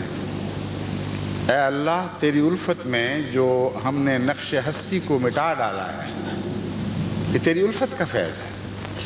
اپنا ہر ذرہ تیری راہ میں اڑایا ہم نے، چھو کے دامن تیرا ہر دام سے ملتی ہے نجات، لاجرم در پہ تیرے سر کو جھکایا ہم نے۔ تیرا دامن جو چھو لیا تو ہر دوسرے دام اور چکر سے نجات مل جاتی ہے۔ دامن کے مقابل پر دام فرمایا ہے۔ دام جال کو کہتے ہیں۔ دنیا ہر طرف جال بچھائے بیٹھی ہے تاکہ خدا کے بندوں کو کسی طرح اس دام میں پھنسا لے۔ فرمایا تھا تیرے دامن کو چھوا تو ہر دام سے نجات مل گئی۔ دل برا مجھ کو قسم ہے تیری یکتائی کی، اے میرے محبوب مجھے تیری یکتائی، تیری توحید کی قسم ہے، آپ کو تیری محبت میں بھلایا ہم نے۔ کیسا عجیب کلام ہے۔ یا آپ بظاہر مخاطب کو کہتے ہیں، لیکن آپ اپنے آپ کو بھی تو کہتے ہیں۔ کیسا عجیب پاکیزہ کلام ہے، کس قدر بلند ہے فصاحت و بلاغت کا معیار۔ فرماتے ہیں، اے میرے خدا تیری یکتائی کی قسم ہے کہ تیرے بعد کوئی وجود باقی نہیں رہتا، آپ کو تیری محبت میں بھلایا ہم نے اپنے آپ کو، اپنے وجود کو جو مٹا ڈالا ہے وہ تیری محبت کی وجہ سے مٹا ڈالا ہے۔ اب تو ہی تو ہے اور میرا کچھ باقی نہیں رہا، علیحدہ تجھ سے کچھ باقی نہیں رہا۔ باخدا دل سے میرے مٹ گئے سب غیروں کے نقش، میں خدا کی قسم کھا ہر غیر کا نقش مٹ چکا ہے، جب تیرا نقش تیرے محبوب آقا، جب سے تیرا نقش اپنے دل میں جما لیا ہے، کسی اور نقش کی کوئی مجال نہیں کہ میرے دل میں جان کر بھی دیکھے۔ بس توحید کا تعلق جب عشق سے قائم ہوتا ہے تو پھر خاک سے مسیحا بننے لگتے ہیں، پھر مٹی سے خدا نما وجود ظاہر ہوتے ہیں، ایسے سینے روشن ہوتے ہیں جن میں خدا اتر آتا ہے، وہ معجز نما وجود خود اعجاز ہوتے ہیں، اور وہی ہیں جو دنیا میں مسیحائی کیا کرتے ہیں، وہی ہیں جن کے فیض سے مردے زندوں میں تبدیل کیے جاتے ہیں۔ بس جس توحید کی طرف میں آپ کو بلا رہا ہوں وہ یہ عشق کی توحید ہے، جس کے نتیجے میں لازم ہے کہ تمام دنیا آپ کی وساطت سے خدا کی طرف کھینچی چلی آئے گی۔ وہ قوت جاذبہ پہلے بندوں میں پیدا کی جاتی ہے جو خدا کے اترنے سے پیدا ہوتی ہے، اور جو پھر ان بندوں تک پہنچتا ہے وہ لازماً خدا تک پہنچتا ہے۔ وہ بندے رستے میں حائل نہیں ہوتے، وہ اپنی انانیت کی خاطر کسی کو اپنی طرف نہیں کھینچتے، وہ خالصاً خدا کی خاطر اپنے وجود کو مٹا دیتے ہیں۔ جو بھی دیکھتا ہے ان میں خدا کو دیکھتا ہے اور خدا تک ہی پہنچتا ہے۔ بس یہ وہ توحید ہے جس کی آج دنیا کو ضرورت ہے، اور اسی توحید کے نتیجے میں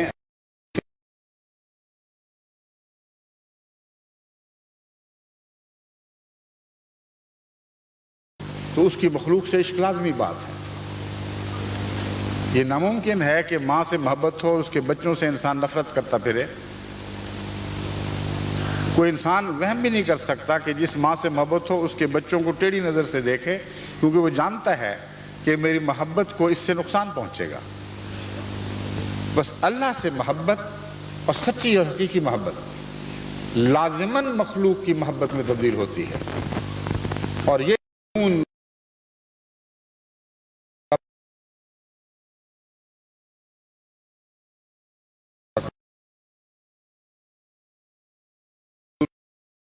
علیہ وسلم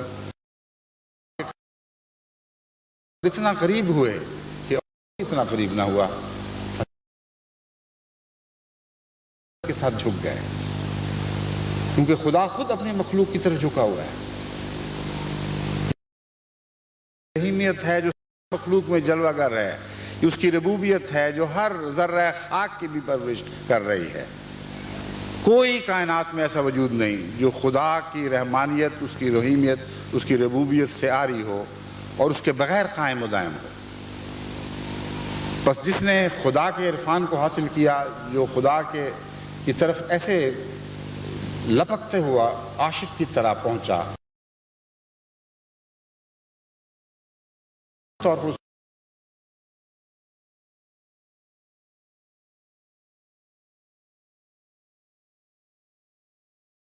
ہو کر اس کی مخلوق سے انسان بے نیاز ہو جائے۔ بس یہ وہ توحید کا عشق ہے جو حقیقت میں ایک انسان کو، بنی نوع انسان کی خدمت کا اہل بناتا ہے۔ اس کے بغیر خدمت کی باتیں دکھاوے ہیں، محض مصنوعی باتیں ہیں۔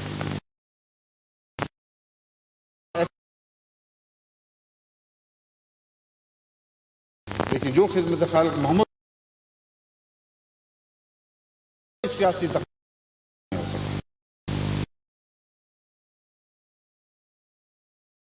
بڑے کام، اگر خدمت وہاں تک چلتی ہے جہاں تک سیاست آگے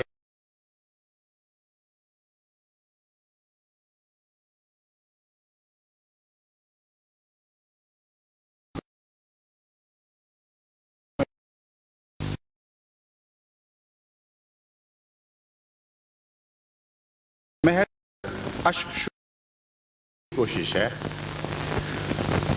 ورنہ تمام نظام ان مظلوموں کو مٹانے کے درپے ہے۔ ایسے مظالم ان پر توڑے جا رہے ہیں جس کی نظیر انسانی تاریخ میں شاید ہی کبھی کہیں سب دنیا کی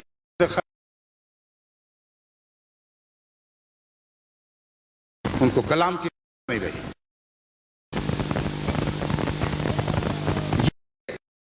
توحید سے تعلق توڑنے کے نتیجہ ہے۔ جب انسان خدا کا ہو جائے تو خدا نہیں کر سکتا کہ یہ یورپ کا مسلمان ہے، یہ یورپ کا عیسائی ہے، یہ آرتھوڈاکس چرچ سے تعلق رکھتا ہے، یا یہ افریقہ کا باشندہ ہے، یا یہ کسی اور ملک کا بسنے والا ہے۔ رحمت للعالمین کا مطلب ہی یہ ہے کہ حضرت اقدس محمد رسول اللہ صلی اللہ علیہ وآلہ وسلم نے توحید کامل سے عشق کامل کیا ہے، اور پھر خدا کی ہر مخلوق ایک ہو گئی۔ یہ وہ عشق توحید ہے جو رنگ اور نسل کو مٹا دیتا ہے، کچھ بھی ان کا باقی نہیں رہنے دیتا، جو جغرافیائی حدود کو کالعدم کر دیتا ہے، جو قومیت کے فاصلوں کو اڑا دیتا ہے، اور ہر انسان ایک خدا کے بندے کے طور پر دکھائی دینے لگتا ہے۔ میں نے خود اللہ تعالیٰ کے فضل کے ساتھ توحید سے یہ فیض پایا ہے۔ دنیا بھر میں جتنے احمدی ہیں، کبھی ایک ادنا بھی مجھے خیال نہیں آیا کہ یہ پاکستانی ہے، یہ یورپین ہے، یہ افریقن ہے، یہ چینی ہے، یہ جاپانی ہے۔ بخدا سب کی روحیں مجھے خدا کی پیدا کردہ روحیں دکھائی دیتی ہیں، اور سب سے یکساں پیار معلوم ہوتا ہے۔ جغرافیائی حدود کالعدم ہو چکی ہیں، قومیت کے فاصلے سب مٹ چکے ہیں۔ یہی وہ توحید ہے جو حقیقت میں انسان کو بالآخر ایک بنا دے گی۔ بس خدمت خلق کے جن کاموں کی طرف میں آپ کو بلاتا ہوں، وہ توحید کے عشق کے نتیجے میں از خود دل سے پھوٹنے والے جذبے ہیں جو خدمت میں تبدیل ہوں گے، اور انہی کو بیدار کرنے کے لیے میں یہ کوشش کر رہا ہوں۔ بہت دنیا میں دکھ ہیں، بہت مصائب ہیں، سب دکھ جب تک ہم اپنا نہ لیں، جب تک کوئی اجنبی دکھ اجنبی نہ رہے اور ہمارے دل میں اس کی قیام گاہیں، اس کے مہمان خانے نہ بن جائیں، اس وقت تک صحیح معنوں میں حضرت اقدس محمد رسول اللہ رحمۃ للعالمین سے ہم کامل تعلق نہیں باندھ سکتے۔ اس تعلق کے فیض سے ہمیں دنیا میں سچی خدمت خلق کی توفیق ملے گی۔ قرآن کریم نے خدمت خلق کے مضمون کو بہت وسعت عطا فرمائی۔ اور جہاں بھی خدمت کا مضمون ہے وہاں مذہب کا کوئی ذکر قرآن میں نہیں ملتا۔ کئی دفعہ مولویوں کو میں متوجہ کرتا ہوں، خدا کا خوف کرو، کبھی قرآن پڑھ تو لیا کرو غور سے۔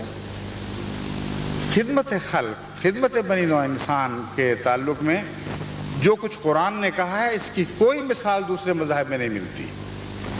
یہ تعلی کا دعویٰ نہیں، یہ حقیقت کا بیان ہے۔ میں نے تحقیق کی ہے، تحقیق پر بعض لوگوں کو مامور کیا، مختلف مذاہب کے رہنماؤں سے انٹرویوز لیے اور ان کو بتایا کہ ہمیں یہ کچھ تمہارے مذہب میں دکھائی دیا، کچھ اور ہے تو دکھاؤ، یہ کچھ اور نہیں۔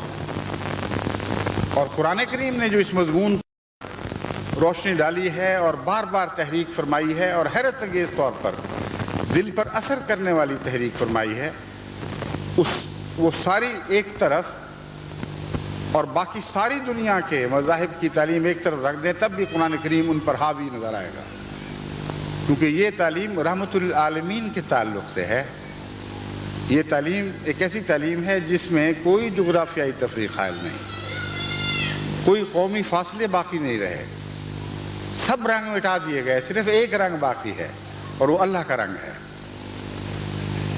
بس اس پہلو سے قرآن کریم کی آیات پر آپ غور کریں تو آپ حیران ہوں گے کہ کہیں بھی کوئی مذہب کا ذکر نہیں ملتا، صرف انسان کا ذکر ملتا ہے۔ حضرت صلی اللہ علیہ وآلہ وسلم نے بھی اسی طرح خدمت کے مضمون کو بیان فرمایا، اسی طرح اپنے غلاموں کو سکھایا۔ چنانچہ حضور صلی اللہ علیہ وسلم فرماتے ہیں کہ کوئی اس وقت تک مومن نہیں ہو سکتا جب تک کہ وہ دوسرے کے لیے بھی وہی چیز پسند نہیں کرتا جو اپنے لیے پسند کرتا ہے۔ یعنی اگر اپنے لیے آرام، سکھ اور بھلائی چاہتا ہے تو دوسرے کے لیے بھی ویسا ہی چاہے۔ اس میں یہ نہیں فرمایا کہ کوئی مومن جب تک مومن کے لیے خیر خواہی نہ کرے وہ مومن نہیں بن سکتا۔ ہر انسان کو اس نصیحت میں شامل فرما لیا ہے۔ پھر فرماتے ہیں، حضرت عبداللہ بن مسعود رضی اللہ تعالیٰ عنہ کی روایت ہے کہ رسول اللہ صلی اللہ علیہ وسلم نے فرمایا، تمام مخلوقات اللہ کی عیال ہیں، بس اللہ تعالیٰ کو اپنی مخلوقات میں سے وہ شخص بہت پسند ہے جو اس کے عیال کے ساتھ اچھا سلوک کرتا ہے اور ان کی ضروریات کا خیال رکھتا ہے۔ عیال بال بچوں کو کہتے ہیں، اور توحید کامل کا تقاضا یہ ہے کہ ایسی زبان بظاہر یہ تقاضا ہے کہ استعمال نہ کی جائے جو خدا کے بیٹوں یا خدا کے بچوں کے محاوروں کے ذریعے توحید میں شک ڈال سکے، لیکن جب محبت کا کلام ہو تو اس وقت یہ چیزیں جائز ہو جاتی ہیں۔ چنانچہ گزشتہ تاریخ میں، مذہب کی تاریخ میں بھی آپ کو اسرائیل کے متعلق یہ حوالے ملیں گے کہ اللہ کے بچے، اور حضرت عیسیٰ کے متعلق بھی یہ حوالہ ملے گا کہ وہ سن آف گاڈ۔ حالانکہ امر واقعہ یہ ہے کہ یہاں شریعت کا بیان نہیں ہو رہا، عشق کا بیان ہو رہا ہے، محبت کا بیان ہو رہا ہے۔ اور اللہ تعالیٰ یہ ظاہر فرماتا ہے کہ تم ایک دوسرے کے تعلق کو سب سے زیادہ بچوں کی نسبت سے سمجھتے ہو، تو دیکھو میں بچوں کی طرح تم سے پیار کرتا ہوں۔ بس انہی معنوں میں حضرت اقدس محمد رسول اللہ صلی اللہ علیہ وآلہ وسلم نے اسرائیل بنی اسرائیل کو چلڈرن آف گاڈ نہیں کہا، مسلمانوں کو چلڈرن آف گاڈ نہیں کہا، چونکہ آپ رحمت للعالمین تھے، اس لیے لازم تھا کہ آپ کا حلقہ رحمت تمام بنی نوع انسان کو سمیٹ لے۔ بس دیکھیں کیسا قطعی ثبوت اس بات کا ہے کہ آپ کا مقام اور مرتبہ رحمت میں ہر دوسرے سے آگے نکل گیا تھا اور ہر دوسرے سے وسیع تر تھا۔ فرماتے ہیں تمام مخلوقات اللہ کی عیال ہیں، بس اللہ تعالیٰ کو اپنی مخلوقات میں سے وہ شخص بہت پسند ہے جو اس کے عیال کے ساتھ اچھا سلوک کرتا ہے۔ جانتے ہیں وہ کون شخص تھا؟ حضرت محمد مصطفیٰ صلی اللہ علیہ وسلم۔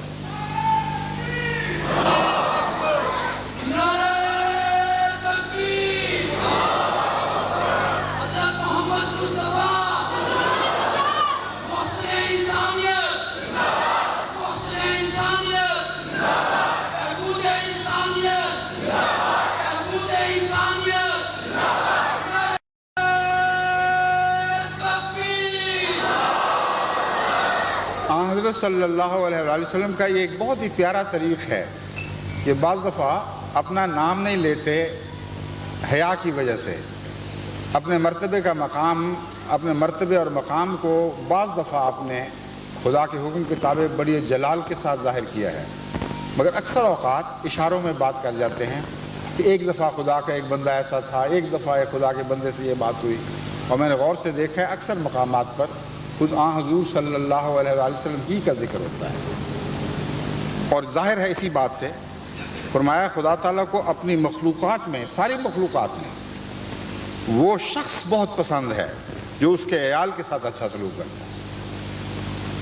محمد رسول اللہ کے سوا کون ہے دنیا میں جس طرح اللہ کی مخلوق سے محبت کی ہو؟ تلاش تو کرو، دیکھو تو صحیح، تمہاری نظر تھکی ہوئی لوٹ آئے گی، اور کبھی محمد رسول اللہ کے سوا کسی اور وجود کو بنی نوع انسان کا ایسا خدمت کرنے والا نہیں پائے گا۔ ایسی وسیع رحمت جس نے ہر چیز کو اپنے دامن میں سمیٹ لیا، یہ محمد رسول اللہ رحمۃ اللہ عالمین ہی کی رحمت تھی۔ بس اس حدیث سے بھی پتہ چلتا ہے عیال اللہ ساری مخلوق کو کہہ رہے ہیں، مسلمانوں کو نہیں کہہ رہے ہیں۔ مسلمان ہوں یا نہ ہوں، سب سے اس طرح سلوک کرو جو ہے وہ خدا کی اولاد ہے، حالانکہ خدا کی کوئی اولاد نہیں، مگر تعلق کی وجہ سے، پیار کی وجہ سے، خدا کے حوالے سے بنی نوع انسان سے محبت کرو۔ پھر حضرت ابو درداء بیان کرتے ہیں، یہ ترمذی سے کتاب الجہاد سے حدیث لی گئی ہے کہ میں نے حضرت صلی اللہ علیہ وآلہ وسلم کو یہ فرماتے ہوئے سنا، کمزوروں میں مجھے تلاش کرو، یعنی میں ان کے ساتھ ہوں اور ان کی مدد کر کے تم میری رضا حاصل کر سکتے ہو۔ یہ حقیقت ہے کہ کمزوروں اور غریبوں کی وجہ سے ہی تم خدا کی مدد پاتے ہو اور اس کے حضور سے رزق کے مستحق بنتے ہو۔ یہ بہت ہی اہم نقطہ ہے، خدا کے رزق پر قبضہ کرنے کی بات نہیں ہو رہی۔ دنیا میں لاکھوں کروڑوں ایسے انسان ہیں جو خدا کے رزق پر ناحق اور ناجائز قبضہ کرتے چلے جاتے ہیں اور رزق اکٹھے کرتے چلے جاتے ہیں۔ یہاں ہرگز ان کی بحث نہیں ہے، یہاں مراد یہ ہے کہ خدا کے بندے، اس پر ایمان لانے والے جب خدا کے غریب بندوں کی خدمت کرتے ہیں تو اصل میں وہ ان کے زیر احسان ہو رہے ہوتے ہیں، کیونکہ جب وہ ایسا خدا کی خاطر کرتے ہیں خدا ان کے رزق میں ضرور برکت ڈالتا ہے۔ تو فرمایا کہ تم دیکھو کہ جو کچھ تم کھا رہے ہو ان غریبوں کا احسان ہے کہ تم یہ کھا رہے ہو، تمہیں یہ نعمتیں مل رہی ہیں، کیونکہ تم نے خدا کی خاطر ان غریبوں سے احسان کا سلوک فرمایا، اور یہ تو تمہارا بدلہ نہیں اتار سکتے تھے، اللہ تعالیٰ نے ان کے پیار، ان کی بے کسی پر نظر رکھتے ہوئے ان کی طرف سے تمہیں نعمتیں عطا کرنی شروع کی۔ یہ بہت ہی عظیم اور لطیف مضمون ہے، خدمت خلق کے پاکیزہ روحانی سرچشمے کی بات ہو رہی ہے جو اللہ کے تعلق کی وجہ سے جاری ہوتا ہے۔ وہ خدمت خلق جو خدا کی خاطر کی جاتی ہے، اس میں جو بظاہر زیر دست ہے، حضرت اقدس محمد رسول اللہ یہ دکھا رہے ہیں کہ دیکھو یہ اس زیر دست کا ہاتھ تمہارے اوپر آ گیا، کیونکہ خدا کا ہاتھ سب سے اوپر ہے، اس نے اس ہاتھ کی برکت سے تم پر رحمتیں کرنی شروع کر۔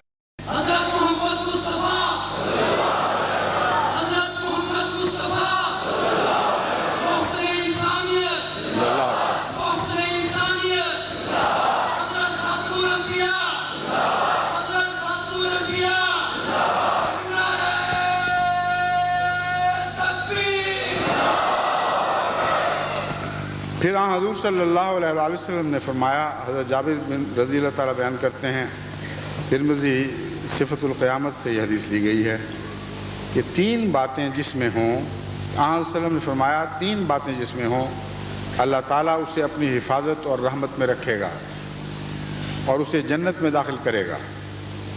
پہلی یہ کہ وہ کمزوروں پر رحم کرے، دوسری یہ کہ وہ ماں باپ سے محبت کرے، تیسری یہ کہ خادموں اور نوکروں سے جو اس کے نیچے رکھے گئے ہیں ان سے حسن سلوک کرے۔ یہ تین باتیں اگر کسی میں اکٹھی ہوں تو اللہ تعالیٰ نے یہ وعدہ کیا ہے کہ میں اس کی حفاظت کروں گا، اور یہ تینوں باتیں ایسی ہیں جو نہ صرف سہل الحصول ہیں، آسانی سے حاصل ہو سکتی ہیں، بلکہ مزے کی باتیں ہیں۔ جو مزہ غریب کی خدمت میں ہے ویسا مزہ تو شاذ ہی کسی اور چیز میں ہو۔ جب انسان کسی مجبور کا دکھ دور کرتا ہے تو اللہ کی طرف سے ایسی لذت عطا ہوتی ہے کہ وہی اس کی جزا بن جاتی ہے۔ حقیقت یہ ہے کہ جب آپ کسی غریب کی خدمت کرتے ہیں، کسی دکھ والے کا دکھ دور کرتے ہیں، تو کسی اور جزا کے مستحق نہیں ہے، وہ اللہ کا فضل ہے جو آپ کو جزا دے دے۔ یہ توفیق عطا ہونا ہی بہت بڑی نعمت ہے۔ دل ایسا خوشی سے بھرتا ہے، ایسی طمانینت نصیب ہوتی ہے کہ دوسری دنیا کی لذتوں میں اس کی کوئی مثال نہیں ہے۔ بس آن حضرت صلی اللہ علیہ وآلہ وسلم نے وہ نسخہ عطا فرمایا ہے جو فطری طبی نسخہ ہے، جس کو حاصل کرنے کے لیے محنت اور مشقت کی ضرورت نہیں، صرف اپنی فطرت خابیدہ کو جگانے کی ضرورت ہے، جھنجھوڑنے کی ضرورت ہے۔ تم کہاں جہالت میں سوئی پڑی ہو؟ دیکھو محمد رسول اللہ صلی اللہ علیہ وسلم کی بہار آ گئی، آپ کے حسن خلق کی بہار، اس سے فائدہ اٹھاؤ۔ اور ہر لذت اس بہار میں ہے جو محمد رسول اللہ کے حسن کی بہار ہے۔ بس اس پہلو سے فرمایا ہے کمزوروں پر رحم کرو۔ کون سی اس میں مشکل ہے؟ کر کے تو دیکھیں، پھر آپ کو پتہ چلے گا کہ ظلم کے مقابل پر رحم کتنی قوی اور کتنی قوی چیز اور کتنی بڑی نعمت ہے۔ رحم کرنے والا حقیقت میں اپنی ذات پر رحم کر رہا ہوتا ہے، اس کے دل کو ہر رحم ایک شرف، ایک بزرگی عطا کر جاتا ہے۔ ماں باپ سے محبت ایک طبی بات ہے، اس کی طرف بلایا ہے۔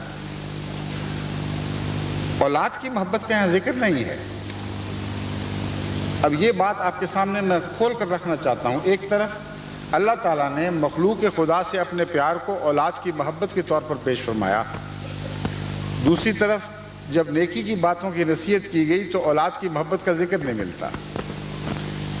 مراد یہ ہے کہ اولاد کی محبت پہ تو تم مجبور ہو، بے اختیار ہو چکے ہو۔ کوئی جاہل اور پاگل ہی ہوگا جو محبت سے آ رہی ہے، ایسے بد نصیب کے لیے کچھ نہیں ہو سکتا۔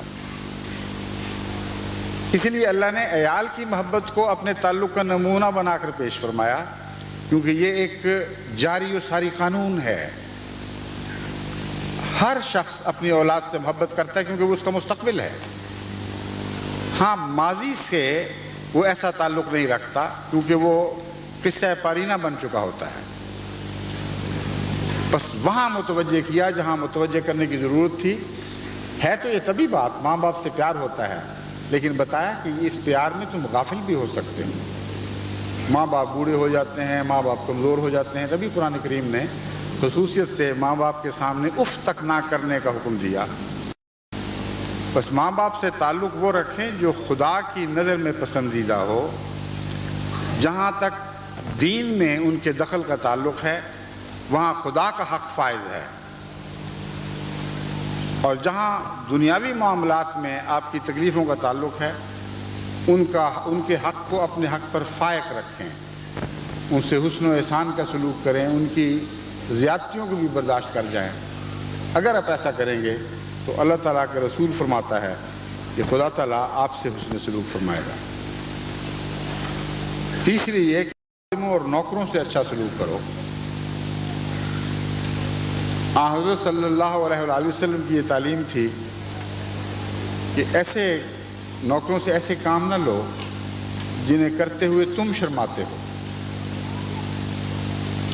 نوکروں کو ویسا کھلاؤ جیسا تم کھاتے ہو، ویسا پہناؤ جیسا تم پہنتے ہو۔ اب یہ جو تعلیم ہے مشکل تعلیم ہے، یہ ان تعلیمات میں سے ہے، ان تینوں میں سے جو ان سب سے زیادہ مشکل ہے، لیکن یہاں پہنچ کر انسان آزمایا جاتا ہے۔ پہلی دو باتیں تو چونکہ فطرت سے تائید یافتہ ہیں، از خود آپ کو اس کی طاقت نصیب ہو جاتی ہے، اس لیے یہ نہیں پہچانا جا سکتا کہ وہ باتیں آپ خدا کی خاطر کر رہے ہیں یا اپنے فطرت کے طبی جوش کی وجہ سے از خود کر رہے ہیں۔ یہ تیسری جگہ جا کر مانیٹرنگ ہو جاتی ہے، آپ کی نیتیں پہچانی جاتی ہیں۔ اگر خدا کی خاطر بنی نوع انسان سے محبت اور رحمت کا سلوک تھا، اگر اللہ تعالیٰ کی خاطر اپنے ماں باپ کے ساتھ حسن و احسان کا سلوک تھا، تو نوکروں اور بے کسوں سے بھی لازماً آپ اسی طرح پیار کا سلوک کریں گے کیونکہ خدا کی خاطر ہے۔ وہاں جب ہاتھ روک لیں گے تو پہلی دو باتیں نیکیاں نہیں رہیں گی، وہاں آپ ننگے ہو جائیں گے، آپ کی نیتیں کھل کر سامنے آ جائیں گی کہ جب آپ اس سے پہلے رحم کیا کرتے تھے تو ایک طبعی جوش تھا از خود پیدا ہونے والا، خدا سے تعلق کی وجہ سے نہیں تھا۔ ماں باپ سے حسن سلوک کرتے تھے، ایک طبعی جوش تھا، ماں خدا کی خاطر نہیں۔ لیکن بے کسوں مجبوروں جو آپ کی حکومت کے تابع ہیں ان سے جب حسن سلوک کرتے ہیں تو پھر یہ جو جذبہ ہے یہ لازماً خدا کی خاطر ہے۔ کئی دفعہ انسان کو غصہ آ جاتا ہے، ایک خادم سے ایسی حرکت ہو جاتی ہے جس سے نقصان پہنچ جاتا ہے۔ کئی لوگ میں نے دیکھا ہے، کئی عورتیں گھروں میں برس پڑتی ہیں، گالیاں دیتی ہیں اس کو، بعض غریبوں کی تنخواہیں کاٹنے لگتے ہیں۔ ایک دو باتیں ایسی مجھے یاد ہیں، میرا دل اس سے یوں لگتا تھا جیسے کھولنے لگا ہے، اور لگتا تھا تیزاب گھول دیا ہے کسی نے۔ کسی نوکر سے بیچارے سے گلاس ٹوٹ گیا ہے تو اس کی تنخواہ سے 8 آنے وضع ہو رہا ہے۔ یہ انسانیت نہیں ہے، اسلام سے تو اس کا دور کا بھی کوئی تعلق نہیں ہے۔ وہ غریب جن کی تنخواہیں پہلے ہی تھوڑی ہوں، وہ مشکل زندہ رہ رہے ہوں، ان سے ایسا ظالمانہ سلوک پھر خدا کے حضور کیسے حاضر ہوگے؟ وہ غلطیاں اگر تمہارے حساب میں شمار ہونے لگ جائیں تو تمہارے تو سارے ثواب کاٹے جائیں گے، کچھ بھی تم خدا سے حاصل نہیں کر سکو گے۔ بس آن حضرت صلی اللہ علیہ وآلہ وسلم نے یہ جو بظاہر چھوٹی چھوٹی باتیں کہی ہیں، ان کے اندر گہرے زندگی کے فلسفے سمجھا دیے گئے ہیں۔ اور وہ شخص جو توحید سے عشق رکھتا ہو اس کے لیے ناممکن ہے کہ ان تینوں امور میں وہ سچا اور صاف ثابت ہوتا ہوا اس امتحان پہ پورا نہ اترے۔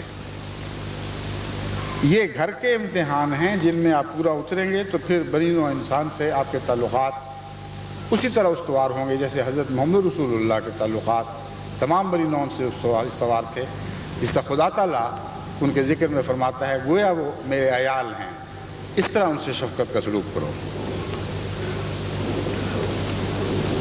حضرت عمر رضی اللہ تعالیٰ حضرت صلی اللہ علیہ وآلہ وسلم کی ہی پرورش یافتہ تھے، اور آپ کے سب صحابہ نے آپ سے یہ ادائیں سیکھی تھیں۔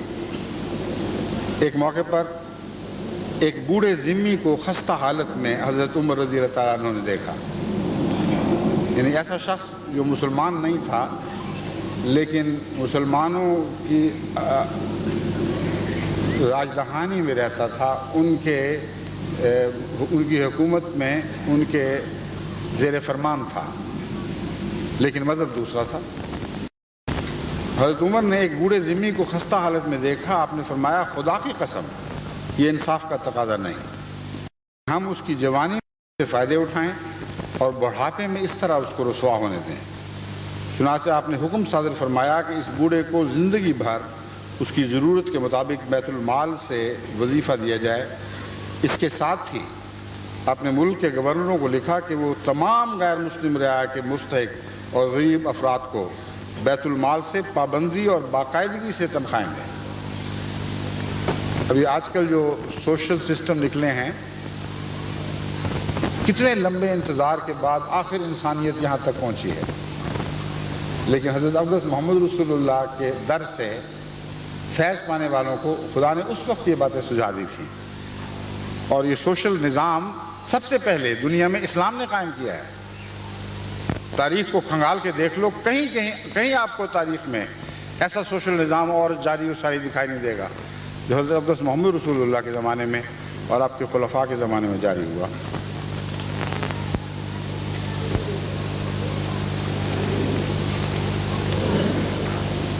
حضرت مسیح موعود علیہ السلام نے اسی لیے بیعت کے الفاظ میں اس بات کو شامل فرما دیا کہ عام خلق اللہ کی ہمدردی میں محض للہ مشغول رہے گا، اور جہاں تک بس چل سکتا ہے اپنی خداداد طاقتوں اور نعمتوں سے بنی نوع انسان کو فائدہ پہنچائے گا۔ بس اگر آپ 10 شرائط بیعت پر قائم ہیں تو اس شرط بیعت کو خصوصیت کے ساتھ پیش نظر رکھیں کہ ہماری زندگی کا مقصد یہ بیان فرمایا گیا ہے کہ عام خلق اللہ کی ہمدردی میں محض للہ مشغول رہے گا اور جہاں تک بس چل سکتا ہے اپنی خداداد طاقتوں اور نعمتوں سے بنی نوع انسان کو فائدہ پہنچائے گا۔ جماعت احمدیہ خدا تعالیٰ کے فضل سے اس میدان میں اپنی توفیق کے مطابق اور جہاں تک دنیا کی نظر ہے توفیق سے بڑھ کر خدمات سر انجام دے رہی ہے۔ دنیا میں کوئی جگہ ایسی نہیں جہاں جماعت موجود ہو اور وہاں خدمت خلق کا فیضان جماعت کی طرف سے دوسروں کو نہ پہنچ رہا ہو۔ یہ بلا تمیز مذہب و ملت، بلا تمیز رنگ و نسل، برابر یکساں دنیا میں جاری و ساری نظام ہے، اور جوں جوں یہ نظام پھیلتا چلا جائے گا بنی نوع انسان کی تقدیر بدلتی چلی جائے گی اور غریبوں کو سہارے ملنے شروع ہو جائیں گے، بھوکوں کو روٹی عطا ہوگی، ننگوں کو کپڑے پہنائے جائیں گے۔ لیکن یاد رکھیں کہ یہ سب فیض محمد رسول اللہ کے کوثر سے جاری ہوا ہے۔ آپ ہی کی تعلیم ہے، آپ ہی کو اسوہ حسنہ ہے جس نے ہمیں ان باتوں پر مامور کر دیا ہے اور ہم بے اختیار کر رکھا ہے۔ آپ کی محبت نے ہمیں مجبور کر دیا ہے اور خدا واحد کی محبت نے ہمیں مجبور کر دیا ہے کہ لازماً ہمیشہ کمزوروں اور دکھوں کی حمایت کرتے رہیں گے اور ان مظلوموں کے دکھ دور کرنے کی کوشش کریں گے۔ حضرت محمد مصطفیٰ، حضرت محمد مصطفیٰ، محسن انسانیت، محسن انسانیت، نعرہ تکبیر۔ یہ ایک بہت لمبی فہرست ہے جو میرے سامنے ہے، مگر دنیا بھر میں جو خدا تعالیٰ کے فضل سے جماعت کو خدمت کی توفیق ملی ہے، لیکن وقت کی کمی کی وجہ سے میں اسے فی الحال نظر انداز کرتا ہوں۔ اب ایک اور اہم امر کی طرف آپ کو متوجہ کرنا چاہتا ہوں۔ آپ کو پتہ ہے کہ حال ہی میں اللہ تعالیٰ کے فضل سے کثرت سے بوسنینز نے احمدیت کو قبول کیا ہے اور بخوشی احمدیت میں داخل ہوئے ہیں، پوری طرح سوچ سمجھ کر اور ہوش مندی سے فیصلہ کرتے ہوئے۔ بیعت کے بعد ان کے ساتھ میری ایک خاص تھی، مختلف امور پر میں نے ان کو نصیحتیں کی، ان کو سمجھایا کہ احمدیت کس طرح فیض پہنچائے گی۔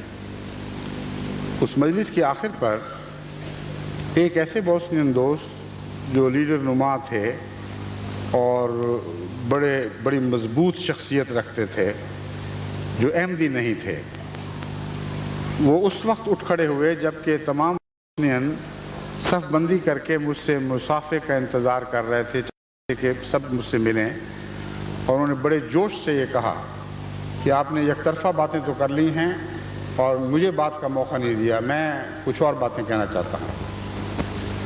بوسنیز نے اس بات کو پسند نہیں کیا، لیکن میں نے ان کو سمجھایا، میں نے کہا نہیں، میں میدان سے بھاگنے والا نہیں ہوں۔ یہ الزام نہ لگ جائے کہ یک طرفہ باتیں کہہ کر بھاگ گیا۔ مجھے کسی واقف احمدی نے بتایا کہ بہت سخت باتیں کرے گا اور مخالفانہ باتیں کرے گا اور اثر مٹائے گا۔ میں نے کہا خدا نے جب اثر دیا ہو تو کون ہوتا ہے اس کو مٹانا؟ مجھے کوئی پرواہ نہیں ہے۔ میں نے کہا ایک مائکروفون تم سنبھالو، ایک میں سنبھالتا ہوں، اور جو باتیں کرنی ہیں کر لو۔ چنانچہ جب اس نے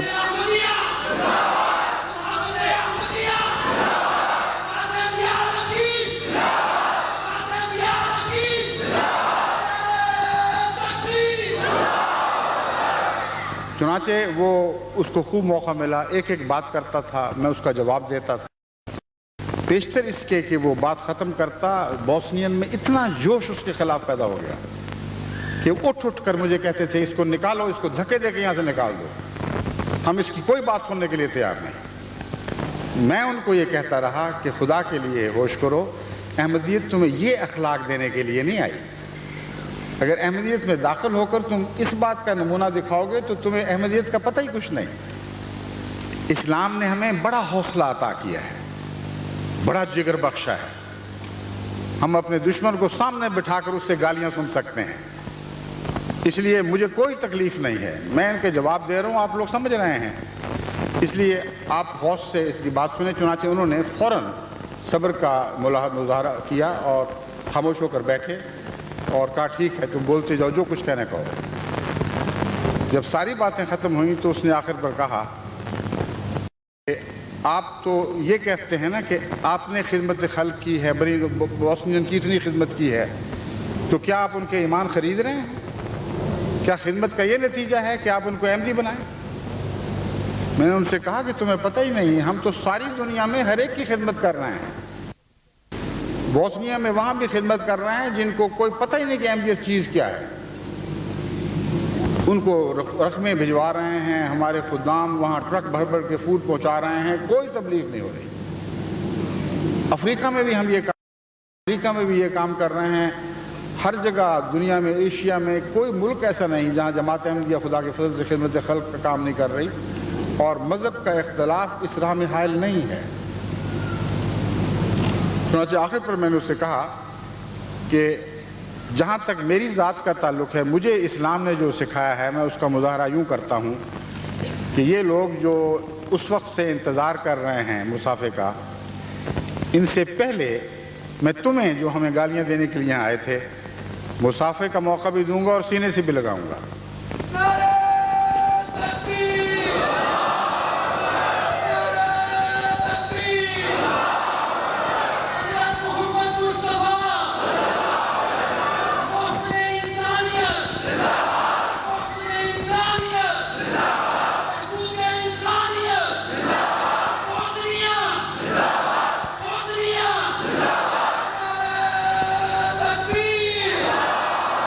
جب میں نے اسے آگے بڑھ کر اس سے مصافحہ کیا اور سینے لگایا تو اس کی کایا ایسی پلٹی کہ وہ جذبات کی شدت سے کانپنے لگا اور بار بار میرا چہرہ چومتا تھا، اور جذبات کی شدت سے اس کے منہ سے کچھ نکلتا تھا جو مجھے سمجھ نہیں آ رہی تھی، لیکن اس کا ایک ایسا عظیم فائدہ ہوا کہ وہ بوسنین جو احمدی ہونے کے باوجود ایک رسمی سا تعلق رکھ رہے تھے، ان کی آنکھوں میں ویسا پیار اور محبت نہیں تھی جو احمدیوں کی آنکھوں میں ہوا کرتا ہے، جو میری آنکھوں میں ان تک پہنچتا ہے اور ان سے منعکس ہوتا ہے۔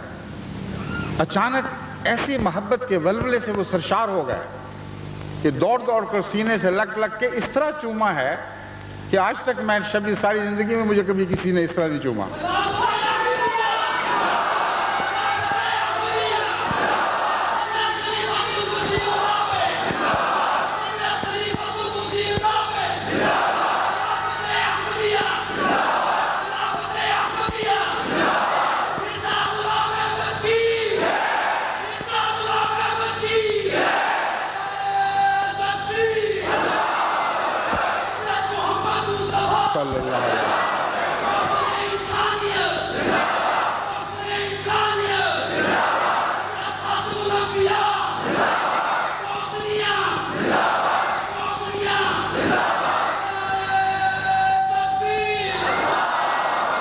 آپ کو یہ بات سمجھانی چاہتا ہوں کہ دراصل یہ حضرت محمد رسول اللہ کے حسن و احسان کا ایک قطرہ تھا جس کا معمولی سا فیض میں نے پایا اور اس نے یہ جادو دکھایا ہے، ورنہ ہم کیا تھے، ہم جاہل لوگ ان باتوں کا تصور بھی نہیں کر سکتے تھے۔ حضرت محمد رسول اللہ صلی اللہ علیہ وسلم نے یہ پاک تعلیم دی، پاک نمونے دکھائے، اور حضرت مسیح موعود علیہ السلام پر بھی خدا کی رحمتیں کہ آپ نے ان نمونوں کو اس دنیا میں ہمارے سامنے زندہ کر کے دکھا دیا۔ حضرت صلی اللہ علیہ وسلم کا حسن و احسان کا معجزہ تھا جس نے عرب کی کھایا پلٹی۔ زبان کی تبلیغ سے ایسا عظیم معجزہ رونما نہیں ہوا، آپ کے حسن خلق کا معجزہ تھا جس نے عرب کی کایا پلٹ کے رکھا۔ ایک عورت کے متعلق بیان کیا جاتا ہے، ایک بڑھیا ایک دفعہ مکے میں اس حال میں آئی کہ لوگوں نے اسے ڈرا رکھا تھا کہ مکے میں ایک جادوگر رہتا ہے، اس سے بچ کے رہنا، اس کا جادو بہت سخت ہے۔ وہ توہمات کی ماری ہوئی بڑھیا احتیاط کے ساتھ گلی گلی سے اس طرح گزر رہی تھی کہ جہاں جانا تھا اس کا راستہ بھی پوچھتی تھی، مگر یہ کہہ کر پوچھتی تھی کہ اس راستے پر کہیں محمد تو نہیں چلتا، میں اس سے بچ کے گزرنا چاہتی ہوں، کیونکہ میں نے سنا ہے کہ وہ بڑا سخت جادوگر ہے اور میں اس کے جادو سے ڈرتی ہوں، میں نہیں چاہتی کہ اس کا سایہ مجھ پر پڑے۔ پوچھتے پوچھتے جاتے ہوئے حضرت محمد رسول اللہ اس نے یہی سوال حضرت سے کیا. آپ نے فرمایا ٹھہرو، تم تو بوڑھی ہو، تم نے سامان اٹھایا ہوا ہے، بوجھ سے تمہاری کمر خمیدہ ہے، مجھے اپنا سامان اٹھا دو، میں تمہیں ساتھ لے کر تمہارے گھر تو پہنچا دوں. اور اسی طرح کی باتیں کرتے ہوئے اس بڑھیا کا سامان اٹھایا، اسے گھر تک پہنچایا. تب اس بڑھیا نے پوچھا کہ بتا تو کون ہے؟ آپ نے کہا میں وہی محمد ہوں جسے تو ڈرتی تھی. میں نے اس لیے نہیں بتایا کہ تجھے تکلیف نہ ہو، تم اس سے سامان لے کر الگ ہو کر خود یہ بوجھ اٹھا کر نہ پہنچے. حضرت محمد مصطفیٰ. اس نے کہا اے محمد، خدا کی قسم تیرا جادو مجھ پر چل گیا ہے، میں تیرے دین میں داخل ہوتی ہوں، اپنا ہاتھ بڑھا اور میری بیعت لے.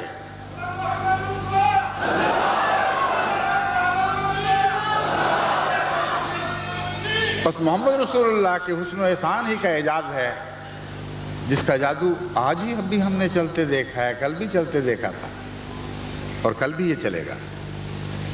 اس حسن و احسان کو اپنا حسن و احسان بنا لیجئے. اس کی نقالی میں وہ ادائیں اختیار کریں جو محمد رسول اللہ کی ادائیں تھیں. پھر دیکھیں جرمنی کیا چیز ہے، ساری دنیا کی تقدیر آپ بدل دیں گے. لازماً تمام دنیا محمد رسول اللہ کے حسن و احسان کے موضوع سے اسلام میں داخل ہوگی. اور یہ وہ خدمت خلق کا وہ حصہ ہے جس کی طرف ہمیں لازماً انتہائی توجہ دینے کی ضرورت ہے. کیونکہ قرآن کریم نے جو خدمت خلق کا مضمون بیان فرمایا ہے اس میں صرف جسمانی ظاہری ضرورتیں پوری کرنا نہیں، بلکہ ہر قسم کی ضرورتیں، اور ان میں سب سے اعلیٰ ضرورت دینی ضرورت ہے. بس بڑی نوع انسان کی خدمت کریں، ان کی ظاہری جسمانی ضرورتیں بھی پوری کریں. یہ اس شرط کو بیچ میں حائل نہ ہونے دیں کہ ان کا دین آپ سے ملتا ہے، ان کا رنگ آپ سے نکلتا ہے، ان کی قوم آپ سے ملتی ہے. جو بھی ہوں خدا کے بندے تو ہیں. اللہ کے بندوں کے رشتے سے جس طرح خدا کہتا ہے میرے عیال، اسی طرح خدا کے عیال کے رشتے سے ان کے ساتھ محبت کے رشتے بڑھائیں، پھر خدمت کریں. اور اس خدمت میں تبلیغ کو اور دعوت اللہ کو نہ بھولیں. خدمت سے مشروط نہیں ہوگی، یہ بات میں کھول کر آپ کو بتاتا ہوں. ہرگز ہماری دعوت اللہ کی خدمت سے مشروط نہیں ہوگی. خدمت کی ایک اعلیٰ قسم ہے، اس سے بہتر خدمت ہو نہیں سکتی. دنیا کی خدمت تو کسی کی دنیا سنوارتی ہیں، یہ تو اس کے عقبہ بھی سنوار دیں گی. بس خدمت خلق اس رنگ میں کریں کہ کوئی مذہب کی شرط بیچ میں حائل نہ ہونے دیں، اور تبلیغ اس رنگ میں کریں کہ کوئی سنے یا نہ سنے، کوئی جواب میں آپ کو تکلیف دے، گالیاں دے، دکھ پہنچائے، پتھر مارے، تب بھی آپ کا جذبہ خدمت اس کی نفرتوں پر غالب آ جائے اور اس کی نفرتوں کو محبتوں میں تبدیل کر دے. یہ وہ زندگی کا گر ہے جو حضرت اقدس محمد رسول اللہ نے ہمیں عطا فرمایا ہے، اور یہ وہ گر ہے جو زندہ و پائندہ گر ہے، جس کی طاقت عظیم ہے کہ ساری دنیا کی طاقتوں کو یہ گر مغلوب کر سکتا ہے. اس پر قائم ہوں تو پھر اس بات کی فکر چھوڑ دیں کہ آپ کے کم ہو جائیں گی اگر آپ میں سے کچھ کو اس ملک سے بھجوا دیا گیا. محمد رسول اللہ کی طرف سے جس کو رونقیں عطا ہوں، جسے خدا رونقیں عطا کرے، کوئی دنیا کی طاقت اس کی رونقیں چھین نہیں سکتی. آپ اس یقین پر قائم ہو جائیں اور حضرت رسول اکرم صلی اللہ علیہ وسلم کے بتائے ہوئے راستے پر سرشار ہو کر گامزن ہوں. سرشار ہو کر گامزن ہونا اس لیے ضروری ہے کہ سرشاری محبت سے عطا ہوتی ہے، اور محبت تکلیفوں کا قلع کما کرنے کے لیے سب سے عظیم ذریعہ ہے. زخم و مرہم برہ یار تو یکساں کر دی. اگر محبت کے بغیر یہ سفر کریں گے تو کیسے تنہا یہ سفر کریں گے، کیسے اتنی بڑی بڑی مشکلات کا سامنا کریں گے. محبت ہوگی تو ہر تکلیف آسان ہو جائے گی.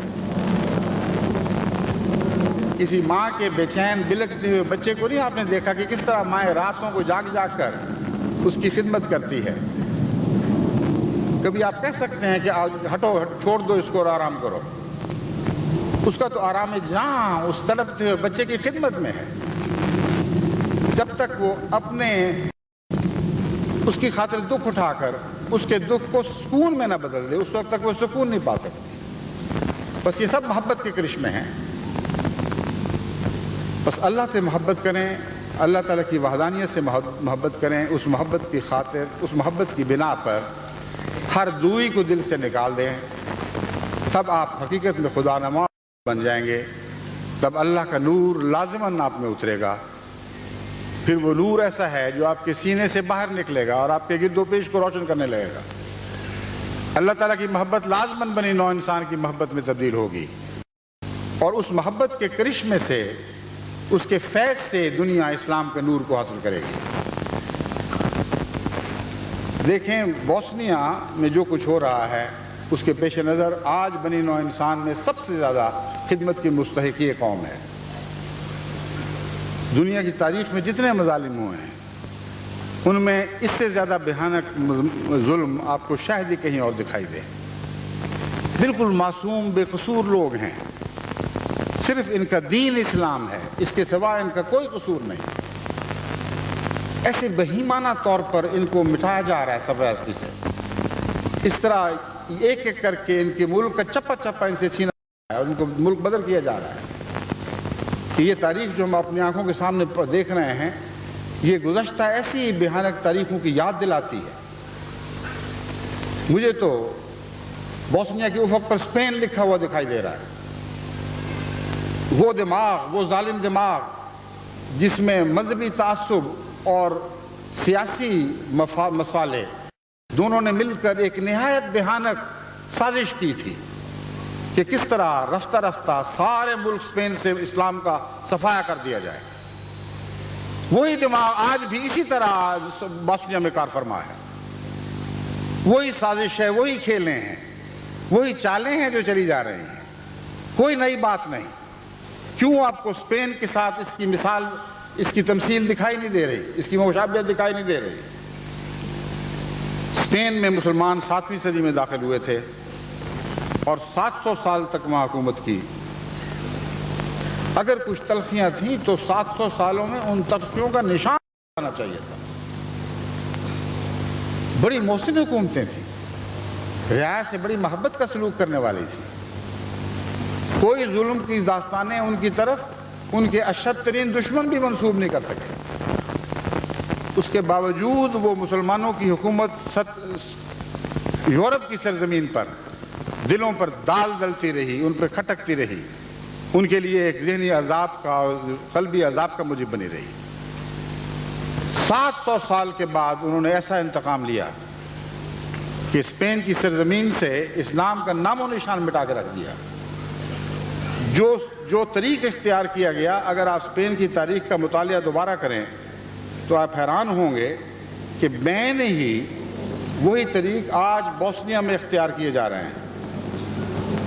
ایک لمبی مشابہتوں کی داستان ہے جو میرے سامنے ہے، مگر چونکہ اب وقت ختم ہو رہا ہے، میں آپ کو بتاتا ہوں کہ جس طرح اسپین کی مسلمان حکومت کی نظریں بڑی اسلامی حکومتوں کی طرف لگی رہیں اور وہ انتظار کرتے رہے کبھی تو مصر سے یا ترکی سے کوئی حکومت پہنچے گی جو ان کے بچانے کا سامان کرے گی، مگر بین الاقوامی معاہدات نے جو سازش کا نتیجہ تھے، ان اسلامی مملکتوں کو غلام بنا رکھا تھا، پابند کر رکھا تھا۔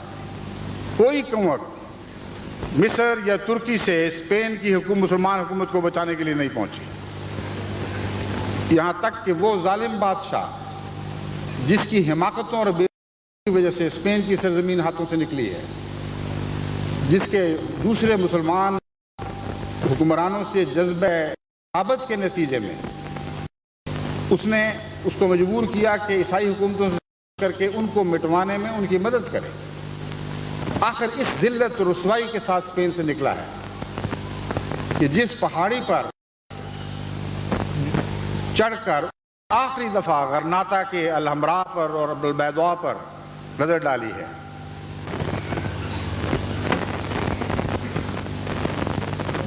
اس پہاڑی پر چڑھ کر اس نے اس مملکت کو دیکھا جو کبھی اسلامی مملکت تھی، جہاں سے اس کا نشان مٹا دیا گیا، وہ الحمراء جس کو کئی صدیوں میں مسلمانوں نے بڑی محبت کے ساتھ اور لذتوں کے ساتھ تعمیر کیا تھا، اس کی چابیاں خود اس نے فرڈینینڈ اور ایزابیلا کے ہاتھوں میں تھمائیں اور اپنی ماں اور کچھ خاندان کے ساتھیوں کو لے کر وہ اس پہاڑی کے رستے سمندر کو عبور کر کے غالباً موراکو کی طرف روانہ ہونے کا قصد کر کے پہاڑی پر چڑھ کر اس نے مڑ کر دیکھا تو بیکار اس کی آنکھوں سے آنسو نکلنے لگے۔ تب اس کی بہادر مومن ماں نے کہا کہ وہ مملکت جسے تم مردوں کی طرح سنبھال نہیں سکے، اب عورتوں کی طرح اس پر ٹسوے بہاتے ہو۔ خدا کی قسم، مسلمان ممالک نے اگر اب بھی قدم نہ اٹھایا تو وہ اور ان کی نسلیں بوسنیا پر ٹسوے بہاتی رہیں گی، اور خدا کی چوکھٹ پہ وہ آنسو مقبول نہیں ہوں گے۔ وہ آنسو ان پر آسمان سے لعنتیں برسانے کا موجب بنیں گے۔ کوئی ان کو حیا اور غیرت نہیں ہے۔ وہ کیا یہ نہیں سوچتے کہ ایک وہ زمانہ تھا جبکہ سندھ کے ریگستان میں ایک مظلوم عورت کی ایک آواز کو کسی نے سنا، وہ جس پر اس ملک کے بادشاہ نے ظلم کیا، اور اس نے کہا اے خلیفہ میری مدد کو آ۔ جب یہ آواز اس وقت خلیفہ کے دربار میں پہنچی، جو حقیقت میں خلیفہ بھی نہیں تھا، ایک بادشاہ تھا، لیکن ابھی اسلام کی غیرت ان دلوں میں تھی، وہ اسی وقت تخت سے اٹھ کھڑا ہوا۔ یہ تخت پر حرام ہے جب تک اپنی مسلمان بہن کی آواز کا میں جواب نہیں دیتا۔ اس نے وہ لشکر بھیجا جو محمد بن قاسم کا لشکر تھا، اور اس بہن کا انتقام اس مملکت سے لے کر پھر اس نے دم لیا۔ آج کہاں ہیں وہ لوگ جو اسلام کی محبت میں اس طرح مظلوموں کی آہوں کے پکار کا جواب دیتے ہیں؟ خدا کی قسم، بوسنیا میں 1,00,000 کے قریب معصوم عورتوں کی عصمتیں لوٹی گئیں، لیکن مسلمان بادشاہوں کے دل پر ایک آنچ بھی نہیں آئی۔ آج بھی میں ان کو متنبہ کرتا ہوں، اگر انہوں نے ہوش نہ کی تو پھر اس دنیا کی تاریخ سے اسلام کو مٹتا ہوا دیکھیں گے، اسلام کو نہیں، اپنی جھوٹی مسلمانی کو مٹتا ہوا دیکھیں گے۔ اب اگر اسلام قائم ہوگا تو خدا کی قسم آپ سے اور مجھ سے اور احمدیت سے قائم ہوگا۔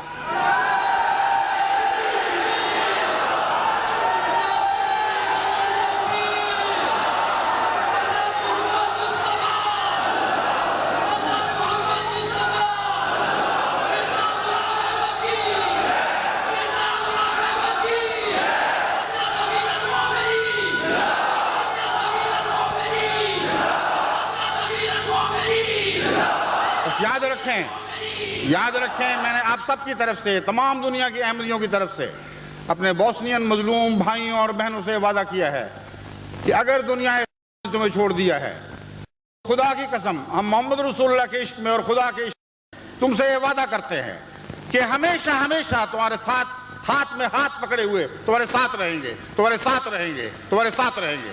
ہم کبھی تمہیں نہیں چھوڑیں گے، اور خدا تمہارے ساتھ ہوگا۔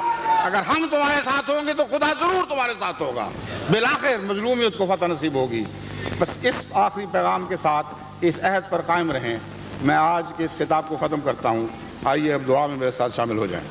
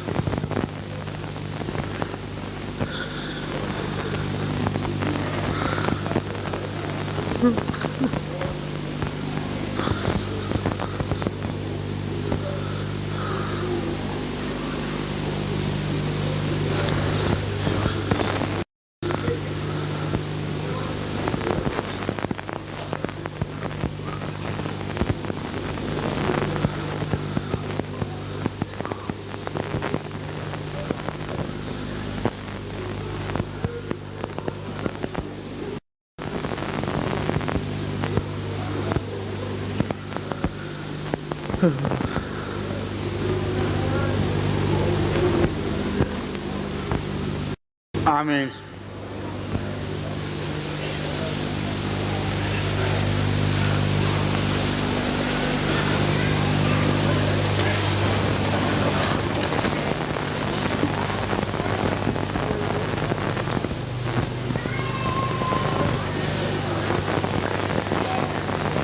اچھا، السلام علیکم ورحمۃ اللہ وبرکاتہ. اللہ کی حفاظت میں بڑے پھولے پھلیں.